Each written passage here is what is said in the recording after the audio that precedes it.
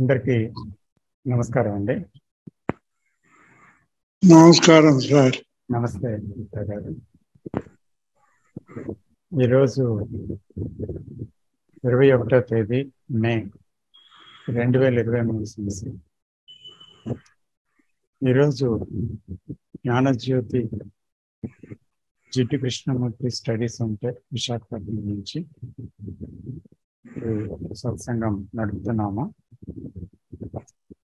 ముందుగా మనందరం కళ్ళు మూసుకొని స్టిల్గా కూర్చొని కేవలం వచ్చిపోయే ఆలోచనలంటూ ఒక దర్శనం చేయమని చూడమని మనందరం చూద్దామని కోరుతున్నాను. నెమ్మదిగా కళ్ళు తెరవండి.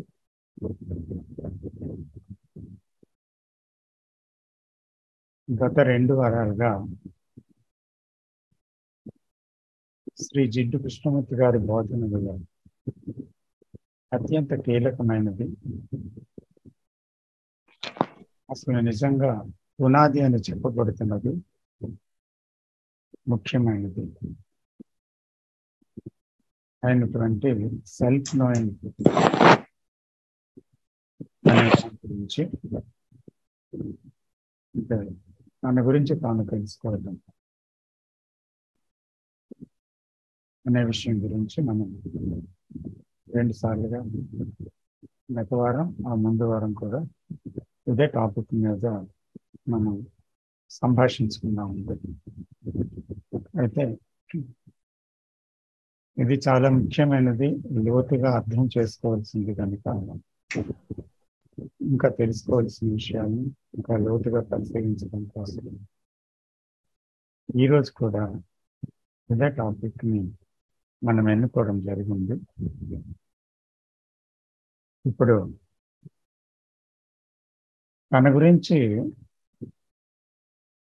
ఎలా ఉంటే అలాగా, తను ఏంటి అనేది తెలుసుకోవాలంటే, చూడాలంటే మనము ఒక పరిమితవంతమైన జ్ఞాపకాలతో కూడుకున్న ఒక కేంద్రమైన నేనుతో, చూచేవాడితో మనం చూసి దాన్ని యథాతథంగా తెలుసుకోవటం జరగదు.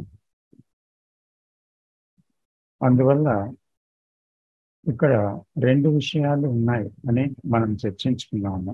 ఒకటి ఆలోచనతో చూడటం, ఆలోచన లేకుండా చూడటం. ఆలోచన లేకుండా చూసినప్పుడే అసలు ఆలోచన యొక్క అన్ని కోణాలలో, అన్ని కదలికలలో ఏం జరుగుతుంది అనేటువంటి విషయం మనకి స్పష్టంగా తెలుస్తుంది అని కూడా మనం చూస్తూ ఉన్నాం. అంచేత అక్కడ చురుకుగా, అత్యంత అప్రమత్తంగా, ఏ ప్రమేయం లేకుండా ఉండేటువంటి ఒక ఎంపిక లేని ఎరుకలో దర్శనం జరిగితేనే ఏదైతే ఉందో అది ఏ ఆచ్ఛాదన లేకుండా నేకెడ్గా ఉన్నది ఉన్నట్లుగా స్పష్టంగా వెల్లడి అవుతుంది అని కూడా చూసాం.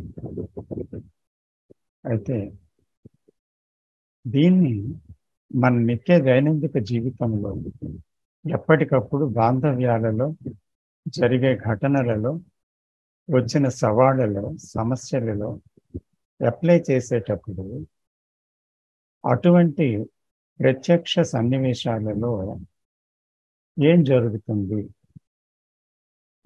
అవి జరుగుతుండగా మనం చూడగలుగుతున్నామా లేక జరిగిపోయాక చూస్తున్నామా? అంటే ఒక ఆలోచన జరిగిపోయాక, ఒక మాట మాట్లాడిసిన తరువాత,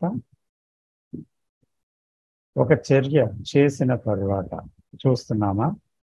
లేదా ఆలోచన ప్రారంభమవుతున్నప్పుడే లేక మాట ప్రారంభమవుతున్నప్పుడే వినడం ప్రారంభమవుతున్నప్పుడే, చర్య ప్రారంభమవుతున్నప్పుడే దాన్ని, అలాగే అది జరుగుతూ ఉండే సమయంలో దాన్ని చూడగలుగుతున్నాము. ఇది ముఖ్యంగా గమనించవలసిన విషయం. తర్వాత మనం జీవించేటప్పుడు ఎన్నో ఎన్నో ఘటనలు జరుగుతాయి. అయితే అందులో ఇది కరెక్టేనా ఇలా చేయటంలో ఏదైనా నేను సరిగ్గా చూడలేకపోతున్నానా, లేదా సరిగ్గా వర్తించలేకపోతున్నానా జీవితంలో అని మనకి కొన్ని కొన్ని విషయాలు స్పష్టంగా అనిపిస్తాయన్నమాట. అయితే దీన్ని మనము ఈ వారం ఏం చేస్తామంటే, మన అవగాహన మాత్రమే పంచుకోవడం కాకుండా, ఇంతవరకు అవగాహన పంచుకుంటూ వెళ్తున్నాం. అయితే అదే కాకుండా జీవితంలో మనకు ఎదురవుతున్న ప్రాక్టికల్ అక్కడ ఎటువంటి సిచ్యువేషన్ మనం ఫేస్ చేస్తున్నాము, అక్కడ ఏమనిపిస్తుంది, తర్వాత మనలో వచ్చినటువంటి భావాలు కానీ, ఆవేశాలు కానీ, లేదా రియాక్షన్స్ కానీ, ఫీలింగ్స్ కానీ ఏ వస్తున్నాయో దాన్ని ఎలా చూస్తున్నామో మనం ఎందుకు చూడలేకపోతున్నాం, అందులో ఎదురయ్యే ఆటంకాలు ఏంటి, అవరోధాలు ఏంటి, తలెత్తుతున్న ప్రశ్నలు ఏంటి, అసలు సందేహాలు ఏంటి, దీనిలో మనకి స్పష్టత ఎందుకు కలగటం లేదు. ఎన్నో చదువుతున్నాము, ఎన్నో వింటున్నాము, అప్లై చేస్తున్నాము జీవితంలో, కానీ మనకి ఇంకా ఏదో కొరతలాగా, ఇంకా అస్పష్టంగా ఉన్నట్టు, ఏదో ఇంకా ఏదో లోపం ఉన్నట్టు, ఆ చూపు ఏంటో ఇంకా అర్థం కానట్టు, అర్థమైనట్టు అర్థం కానట్టు, అది ఏంటో అనిపిస్తూ ఉంటుంది. అదేంటి, ఒకసారి మనం చూడగలుగుతున్నాం, కానీ నేను అనేదాన్ని ఆమూలాగ్రం సంపూర్ణంగా దాని భ్రాంతి, దాని పరిమితి, ఇవన్నిటినీ అసలు చూడలేకపోవడం ఎందుకు జరుగుతుంది? తిరిగి మళ్ళీ మనం ఒక దగ్గర చూసినట్టు బాగానే ఉంటుంది, కానీ తిరిగి మళ్ళీ ఎందుకు ఒక మాయలో పడిపోతున్నాం అంటే, ఒక ఇల్యూషన్ అనేది వెంటనే ఎందుకు వస్తుంది, ఎందుకు మళ్ళీ గతంలో నుంచి ఆలోచించి మళ్ళీ మదన పడుతున్నాం, ఎందుకు ఇది సరైందే సరికాందే అని అంటున్నాం. ఇలాగా రకరకాలుగా మనము ఒక స్వీయ పరిశోధన, అంటే పరిశీలించేవాడితో పరిశోధన చేస్తున్నామా, స్వీయ శోధన అంటే శోధించేవాడితో శోధన చేస్తున్నామా, లేకపోతే నిజంగా సీయింగ్ అనేది అక్కడ ఏంటి, ఎందుకు జరగటం లేదు, what is the total seeing అంటే ఏంటి అది అనేటువంటిది తిరిగి మనం ఈరోజు చర్చించుకోవాల్సింది. అలాగే చాలామంది సభ్యులు కొన్ని ప్రశ్నలు ఈ మధ్య వాట్సాప్లో అనుసంధానం చేశారు. అయితే నేను అందరిని రిక్వెస్ట్ చేస్తుంది ఏంటంటే, ప్రతి ఒక్కరూ ఇక్కడ మనం మాట్లాడుకుంటున్నాం కనుక వాళ్ళకి చెప్పాను అన్నమాట, ఇక్కడ మన ఈ వేదిక మీద ఈ జూమ్ మీటింగ్లో అది మీ ప్రశ్న ఎటువంటిదైనా సరే, ఇప్పుడు మనం మాట్లాడుతున్న సబ్జెక్టా కాదా అని కూడా కాదు, ఏం అడగాలనుకుంటున్నారు, అసలు మీలో ఏంటి సందేహం ఉంది, ఏంటి ఎంక్వైరీ ఉంది, అలాగా ప్రతి ఒక్కరు కూడా తమకు తాముగా అలాగా బయటికి రావటం వల్ల ఏమవుతుందంటే, అందరూ వింటారు. సో అందరిలో ఉన్నవి చాలా ఒకరిలో ఉంటాయి, ఒకరిలో ఉన్నవి అందరిలో ఉంటాయి. ఎందుకంటే It is the same consciousness which is in us, which is in all of us. I am not different from you and you are not different from me. We are all not different from us. మనం ఎలా ఉన్నాం, అది అందరం కలిసి అందరిలో ఉన్న చైతన్యం ఒక్కటే కనుక మనం వేరు వేరు ఫిజికల్ బాడీస్ కలిగి ఉండొచ్చు, బ్యాక్గ్రౌండ్ కలిగి ఉండొచ్చు, కానీ సైకలాజికల్గా ఒక్కటే. కాబట్టి అందులో ఉండే సందేహాలు కానీ లేకపోతే ఏవైనా క్లారిటీ కానీ కావలసిన విషయాలు కానీ అడుగుతున్నప్పుడు అది అందరికీ వర్తించే విషయం కనుక అది మనం ఇక్కడ మాట్లాడుకోవచ్చు అని నాకు అనిపిస్తుంది. అందువల్ల ఇక్కడ ప్యూర్ అబ్జర్వేషన్ అనే విషయం, తర్వాత ఏంటి మనకు వచ్చేటువంటి దాంట్లో ఏంటి ఇంకా తెలుసుకోవాలి, ఇంకా ఏమి తెలుసుకోవాలనిపిస్తుంది, ఏంటి జీవితంలో ఇంకా మనకు కలుగుతున్న సందేహాలు ఏంటి, ఇలాగా మనం ప్రాక్టికల్గా దీంట్లోకి వెళ్ళి మనం చర్చ జరుపుకోవడం వల్ల మనకి చాలా అందరికీ పనికొచ్చే విధంగా అది ఉంటుందన్నమాట. ఎందుకంటే it is not merely we all of us know an intellectual success. So అందుకని మనం ఇక్కడ ఒక నిర్మలమైనటువంటి మనస్సుతో మనం ఒక అన్వేషణ పూరితంగా లోపలికి వెళ్తున్నాం.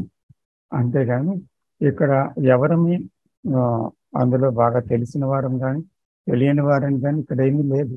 కాబట్టి అందరూ ఫ్రీగా ప్రతి ఒక్కరు కూడా పాల్గొని ఇక్కడ ఏదో స్పీకర్స్ మాట్లాడుతున్నప్పుడు నేనెందుకు మాట్లాడాలని కొంతమంది వెనక్కి వెళ్ళిపోవడం కానీ అలాగేం లేదు. సో ఇక్కడ ప్రతి ఒక్కరు కూడా మనం ఈ జూమ్ మీటింగ్లో పార్టిసిపేట్ చేయడానికే కలుస్తున్నాం. కాబట్టి అడగాలనుకున్న వాళ్ళు ఏ రకమైన ఒక సందేహించకుండా వారు ఏమనుకుంటున్నారో అది తప్పకుండా అడగొచ్చు అన్నమాట. అంచేత దీంతో అప్పుడే మనం కలిసి ప్రయాణం చేసినట్లు అవుతుంది అని నా మనవేనమాట. సో కాబట్టి మనం ఇప్పుడు ప్రారంభిద్దాము. సో అందుకని ఇప్పుడు ఈరోజు మనము ఇక్కడ శోధన అనేటువంటిది ఏంటి, పరిశీలన అనేటువంటిది ఏంటి, అయితే ఆ శోధన పరిశీలనలో పరిశీలించేవాడు శోధించేవాడు ఉన్నాడు కదా, అది లేకుండా పరిశోధన ఏంటి, అంటే అది లేకుండా సీయింగ్ అనేది ఏంటి, అంటే చూడటం అనేది ఏంటి యాక్చువల్గా ఆ ప్యూర్ సీయింగ్ ఏంటి అనేటువంటి విషయం. అంతేకాకుండా అసలు అవగాహన అనేది ఏంటి యాక్చువల్గా, అంటే is it with words or with something which you have to understand with our minds, or is it beyond that? So what is an understanding? Is it verbal communication or non-verbal? So what is it? So ఇది కూడా discuss చేసి ఈరోజు మరి కొంచెం మనం అన్ని విషయాల్లోకి వెళ్దామని నా విజ్ఞప్తి అండి. నమస్తే సార్. మీనా కుమార్ గారు. సార్, అంటే చూసేవాడు లేకుండా చూడడం అనేది జరుగుతుందా అని క్లాస్ లో అన్న వర్డ్ మాత్రం గుర్తుంది సార్. దాని గురించి నా అబ్జర్వేషన్ చెప్తాను సార్. తప్పకుండా. యాక్చువల్లీ అబ్జర్వర్ ఈజ్ అబ్జర్వ్డ్ అనేది టాపిక్ తెలిస్తే సీయింగ్ అనేది అవుతుందేమో అనిపిస్తుంది సార్ నాకు. అంటే నేను డైరెక్ట్ చెప్పలేకపోతున్నాను కానీ ఒక ఎగ్జాంపుల్ గా చెప్తాను సార్. ఒకసారి ఇలానే నేను అబ్జర్వర్ ఈజ్ అబ్జర్వర్డ్ అంటే ఒక అమ్మాయి నిలబడింది అనుకో, ఒక చిన్న బాబు ఆ అమ్మాయిని ఎలా చూస్తున్నాడు అంటే మదర్ లాగా చూస్తున్నాడు. అదే అమ్మాయిని ఒక టీనేజ్ అతను మ్యారేజ్ చేసుకోవాలని చూస్తున్నాడు. అదే అమ్మాయిని ఒక ముసలి అతను మనమరాల్లాగా చూస్తున్నాడు. ఇలా చూడడంలో మనకి ఆ ముగ్గురు ఆ అమ్మాయిని ఒక డిఫరెంట్ వాళ్ళ నాలెడ్జ్ ని బట్టి చూస్తున్నారు సార్. అంటే వాట్ దే ఆర్ వాళ్ళు ఏదైతే చూస్తున్నారో అదే వాళ్ళు కదా సార్. అవును. అంటే ఏదైతే వాళ్ళు చూస్తున్నారో అక్కడ చూపే వాళ్ళే. There is no different. ఇప్పుడు ఒకవేళ అమ్మాయి వీళ్ళ ముగ్గురికి ఒకేలాగా కనబడాలి, కాకపోతే ముగ్గురికి ఒకేలాగా కనబడట్లేదు. ముగ్గురికి డిఫరెంట్ వాళ్ళ నాలెడ్జ్ బట్టి కనబడుతున్నది. అక్కడ అబ్జర్వ్డ్ అయిపోతుంది కదా సార్, అది ఒక టాపిక్ తెలుసుకుంటే. సో అది జరిగినప్పుడు మనకి నేను ఏదైతే బయట చూస్తున్నానో అది నేనే. హౌ టు పుట్ ఇట్, అది నాకు అర్థం అవ్వట్లేదు కానీ నా అబ్జర్వేషన్ చెప్తున్నాను సార్. అది నేను కొద్దిగా చూస్తున్నాను సార్. ఇప్పుడు ప్రతిదీ ఏది చూసినా ఇది నేను అనుకుంటున్నాను, కానీ అక్కడ నిజంగా ఏమున్నదో నిజంగా ఉన్నది ఉన్నట్టు చూడట్లేదు. నేను నా నాలెడ్జ్ తోటి చూస్తున్నాను అది. అప్పుడు ఈ నాలెడ్జ్ ఏంటి అని చూసినప్పుడు ఇది మన పాస్ట్ అని తెలుస్తుంది. బట్ పాస్ట్ ఎక్కడుంది సార్? పాస్ట్ అసలే లేదు కదా సార్. పాస్ట్ అంటే అసలు పాస్ట్ అనే నాలెడ్జ్ అనేది, పాస్ట్ అనేది అసలు లేదు కదా సార్. లేనప్పుడు మనం అది మనకు అర్థమైనప్పుడు మనం ఉన్నది ఉన్నట్టుగా మనం చూస్తుంటాం, కానీ ఎదురుగా ఏముందో అది మైండ్ చెప్పది మనకి. బట్ అన్ని కనబడుతుంటాయి, అన్ని అర్థమవుతుంటాయి, కానీ మైండ్ ఇది ఫలానా అని చెప్పదు. అప్పుడు డైరెక్ట్ సీయింగ్ అనేది జరుగుతుందేమో అనిపిస్తుంది సార్. డైరెక్ట్ సీయింగ్ అనేది అంటే చాలా మందికి ఉన్నది ఉన్నట్టు చూడడం అంటే, నేను కూడా ఫస్ట్ ఇలా అనుకున్నాను సార్.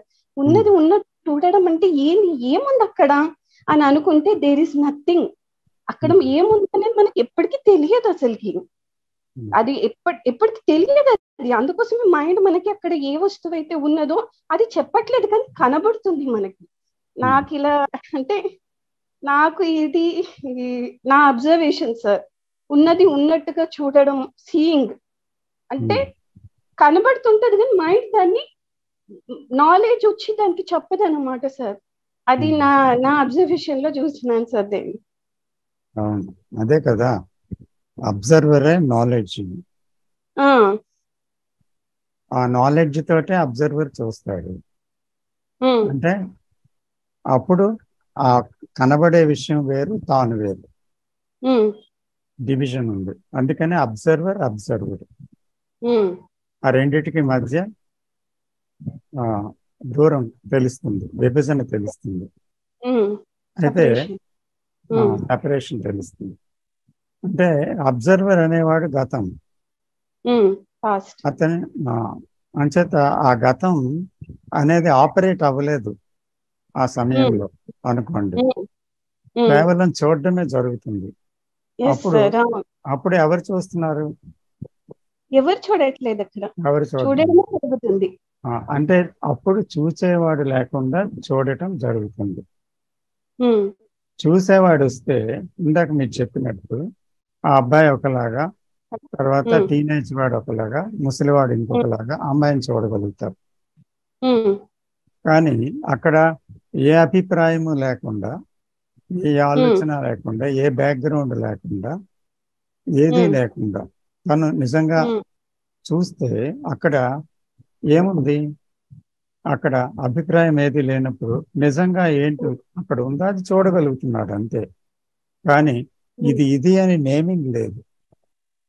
నేమింగ్ లేదు సార్. అదే ఉన్నది. నాకు ఇక్కడ ఒక డౌట్ ఉంది సార్. ఉన్నది ఉన్నట్టు చూడాలి అంటే చాలా మందికి ఏమనిపిస్తుంది, ఏముంది అక్కడ అన్న ఫీలింగ్ వస్తుంది కదా సార్. అక్కడ ఏమున్నది అనేది మైండ్ అసలు చెప్పదు, అసలుకి మైండ్ లేదు కాబట్టి. అవును, మైండ్ ఉంది కదా, లేనప్పుడు ఏమీ చెప్పలేదు. అది ఉన్నప్పుడు అది అడగవసరం లేదు, మైండే చాటరింగ్ మొదలు పెడుతుంది, ఉన్నదాని మీద వ్యాఖ్యానం మొదలు పెడుతుంది, ఉన్నదాన్ని గుర్తిస్తుంది, ఉన్నదానికి పేరు పెడుతుంది, తర్వాత తన పాత జ్ఞాపకాలతో విశ్లేషిస్తుంది, విమర్శిస్తుంది, ఇవన్నీ చేసుకొని వెళ్తుంది కదా. ఆ తర్వాత ఇంట్రాస్పెక్షన్ లోకి వెళ్తుంది, లోపలికి వెళ్ళి ఏమంటుంది, నేను ఇలా చేయకూడదు కదా, అలాగెందుకు చూశాను, అలా తప్పు కదా, ఇలా చూడవలసింది కదా. సో అయిపోయిన తర్వాత మళ్ళీ దాని గురించి ఒక విశ్లేషణ చేసుకొని తర్జన భర్జన పడుతుంది. సో అప్పుడు ఏంటవుతుంది, మళ్ళీ అదే బలపడుతుంది. కాబట్టి తనలో తను ఏం చేశాడో ఆ విషయాన్ని మళ్ళీ ఆలోచనే చర్చించుకుంటే, ఆలోచన తప్పొప్పులు ఎంచుకుంటే తన తప్పొప్పులు, అప్పుడు ఎక్కడ ఉంటుంది ఆలోచన?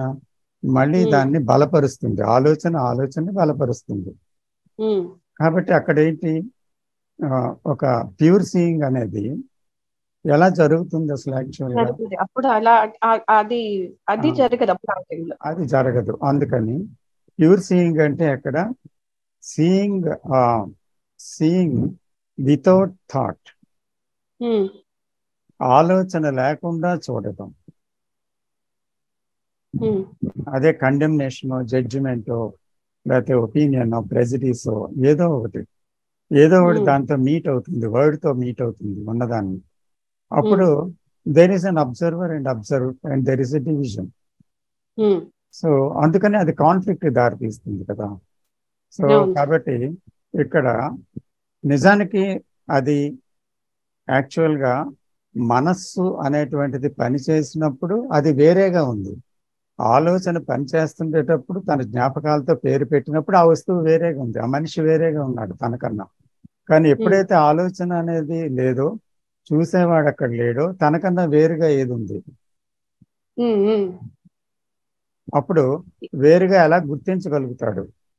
అంచేత మాట, ఆలోచన ఇదే విభజిస్తుంది అన్నమాట. విభజన ఉంది. అంటే ఇక్కడ ఒక చెట్టు వేరు, చెట్టు ఇల్లు ఒకటి కాదు, చెట్టు వేరే ఇల్లు వేరే. అయితే చూసేవాడిలో అక్కడ ఆ ఆలోచన లేదనుకో, ఆ వర్డ్ లేదు, ఇది చెట్టు, ఇది ఇల్లు, ఇది ఎలా ఉంటుంది, ఎలా ఉండాలి, ఇది ఫలానా చెట్టు అనే ఆలోచన, గుర్తింపు అలాంటిది చూసేవాడిలో లేదు, కేవలం చూడడం ఉంది. అప్పుడు రెండు వేరు వేరా? లేదు, ఓన్లీ సీయింగ్ ఉంది. అంచేత ఎప్పుడైతే అబ్జర్వర్ వచ్చాడో తన తాలూకా ఆలోచనతో, బ్యాక్గ్రౌండ్తో, అప్పుడు there is a division. There is a thinker and the thought, and the observer and the observed. There is a division. So అందుకని ఇక్కడ ఆ సీయింగ్ అనేది యాక్చువల్గా మనం ఆ ప్రారంభంలోనే అసలు అందులో నుంచి ఆలోచన ఇలాగా పుడుతుంది అనగానే చూడగలమా? That is the question. Naming లో ఇలాగ ఆలోచన వచ్చి ఇలా పేరు పెడుతుంది అనేటువంటి సమయంలోనే మనం వెంటనే అప్రమత్తంగా, నిశ్చితంగా, మన శక్తి అంతటితో నేరుగా ఆ విషయాన్ని డిస్ట్రాక్షన్ ఏమి లేకుండా పూర్తిగా చూడగలము, టోటల్గా. So when there is that seeing, అక్కడ మనం చూడగలిగితే అక్కడ డివిజన్ లేదు, మరి అంతే, sir. So this is I think what you have said. Sir, నా అబ్జర్వేషన్ లో నేను అంటే నా మాటలలో పెట్టి చెప్పాను సార్. అవునవును. Thank you sir.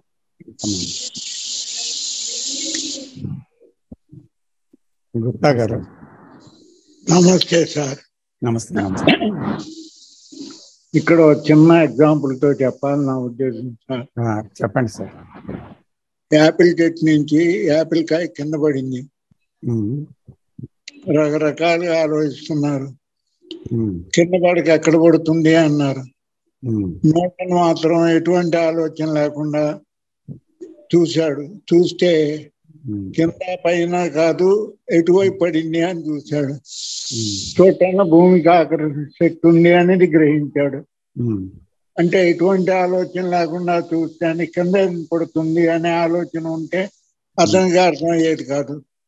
ఇన్ని దిక్కులు ఉన్నాయి, ఎటు పడకుండా ఇటే ఎందుకు పడింది అనేది ఎటువంటి ఆలోచన లేకుండా, ఎటువంటి నమ్మకాలు లేకుండా, ఎటువంటి ఉద్దేశాలు లేకుండా చూశాడు. అందువల్ల గొప్ప సైంటిస్ట్ అయ్యాడని నా నమ్మకం సార్. నమస్తే sir. Because there is a questioning కదా, ప్రశ్న. ఆ ప్రశ్నతో మొదలైంది చూడటం అక్కడ. అంటే అతను ఏ కంక్లూషన్కి రాకుండా ఒక ప్రశ్న వేసి ఆగాడు అక్కడ కదా. శంకర్ గారు నమస్తే సార్. నమస్తే. నమస్తే. ఇప్పుడు నా నాలెడ్జ్ నేనే చూస్తున్నాను.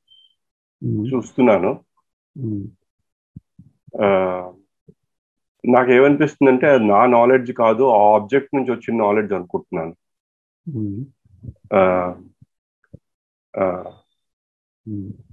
ఇప్పుడు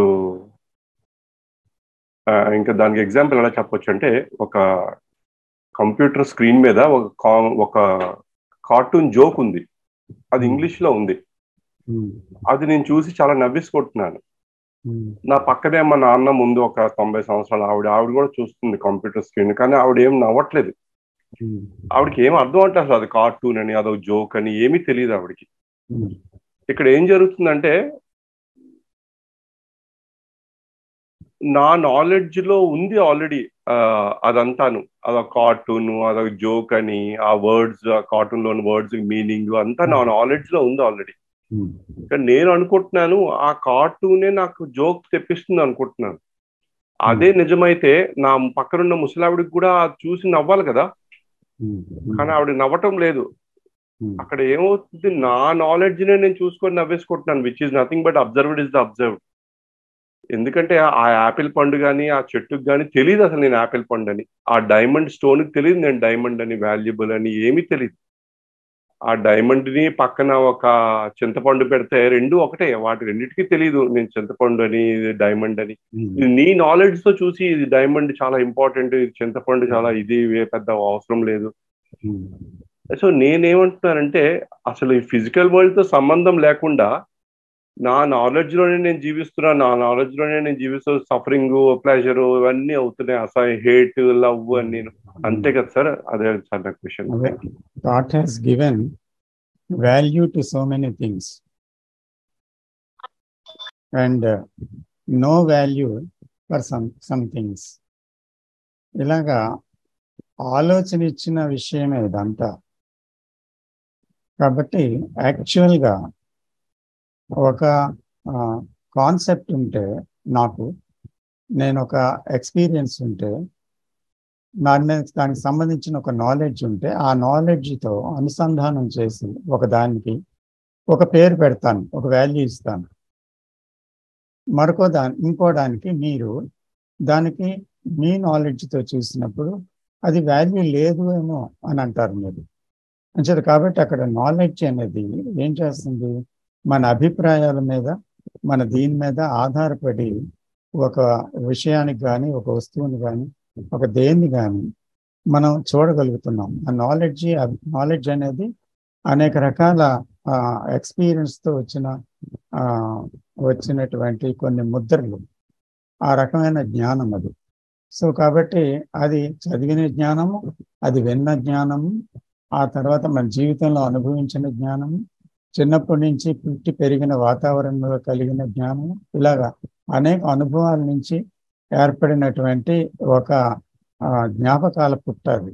సో దాని నుంచి మనం ప్రతిదాన్ని జడ్జి చేస్తున్నాము, ప్రతిదాన్ని విమర్శిస్తున్నాము, ప్రతిదాన్ని చూస్తున్నాము, ప్రతిదాన్ని వాల్యూ కడుతున్నాము, ఒక దానికి విలువ ఇవ్వటం లేదు, ఇలా ఖండిస్తున్నాము, ఒప్పుకుంటున్నాము, ఇలాగ రకరకాలుగా చేస్తున్నాం. సో ఆ నాలెడ్జ్ అక్కడ ఆపరేట్ అవ్వకపోతే, ఇందాక మీరు చెప్పారు చక్కటి ఎగ్జాంపుల్, ఆ ముసలామె ఎందుకు నవ్వటం లేదు, ఎందుకంటే దానికి తెలియదు కనుక. అయితే అలాగే మనకి చాలా అనుభవాలు ఉండి కూడా ఆ నాలెడ్జ్ అక్కడ ఆపరేట్ అవ్వలేదు అనుకోండి. అనుభవాలు ఉన్నాయి, దానికి సంబంధించిన జ్ఞాపకాలు ఉన్నాయి, అయితే ఇవి అక్కడ ఆపరేట్ అవ్వలేదు, కానీ చూడటం జరుగుతుంది. అప్పుడు ఏమైంది, అక్కడ కూడా ఏ రకమైన ఒక విలువ ఇవ్వటం లేదు, విలువ లేకపోవడం లేదు, ఖండించడం లేదు, ఒప్పుకోవడం లేదు. You are just seeing it అంతే. కాబట్టి ఇక్కడ నాలెడ్జ్ ఉంది కూడా, అది లేనటువంటి ఒక స్థితిలో మనము చూడగలిగేటువంటి ఒక స్థితిని ఇక్కడ దాన్ని ఎరుక స్థితిగా మనం చెప్పుకోవచ్చు. అదే మనకి ప్యూర్ అబ్జర్వేషన్ గా చెప్పొచ్చు. So that is the observation without the observer గా కూడా మనం చెప్పుకోవచ్చు కదండి. Thank you sir. Thank you. Welcome sir. Narsireddy గారు చెయ్యి రైట్ చేశారు.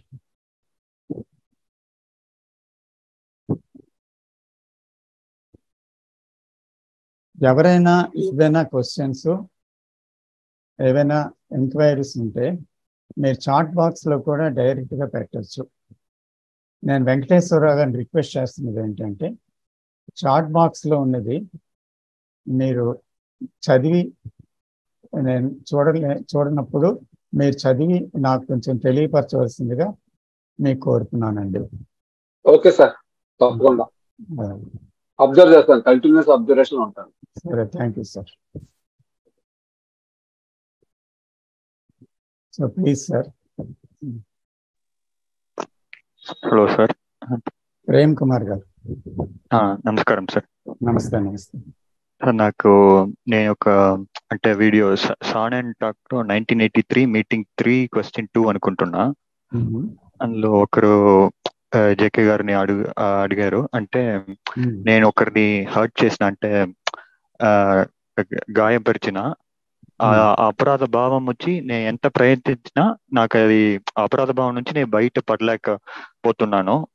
ఇది ఎందుకు ఈ అపరాధ భావం అనేది ఇంత నన్ను బాధ పెడుతుంది అని అడిగారు. దానికి జేకే గారు వచ్చేసి అపరాధ భావం అనేది వచ్చేసి ఇతరులు వచ్చి, అంటే వాళ్ళు జేకే గారు వచ్చి బిగ్ బుల్లీ అంటున్నారు. ఆ బిగ్ బుల్లీ వచ్చి నిన్ను నిందించడం ఎందుకంటే, ఆ బిగ్ బుల్లీ వచ్చి నీ మీద ఆధిపత్యం చెలాయించడం, అంటే నిన్ను అదుపులో పెట్టుకోవడం కోసం నిన్ను నిందిస్తున్నాడు. నిన్ను నిందించడం వల్ల ఆ అపరాధ భావం అనేది నీకు కలుగుతుంది. దాని గురించి పెద్దదిగా పట్టించుకోవాల్సిన అవసరం లేదు, అలాంటి ఒక ఆన్సర్ ఇచ్చారు.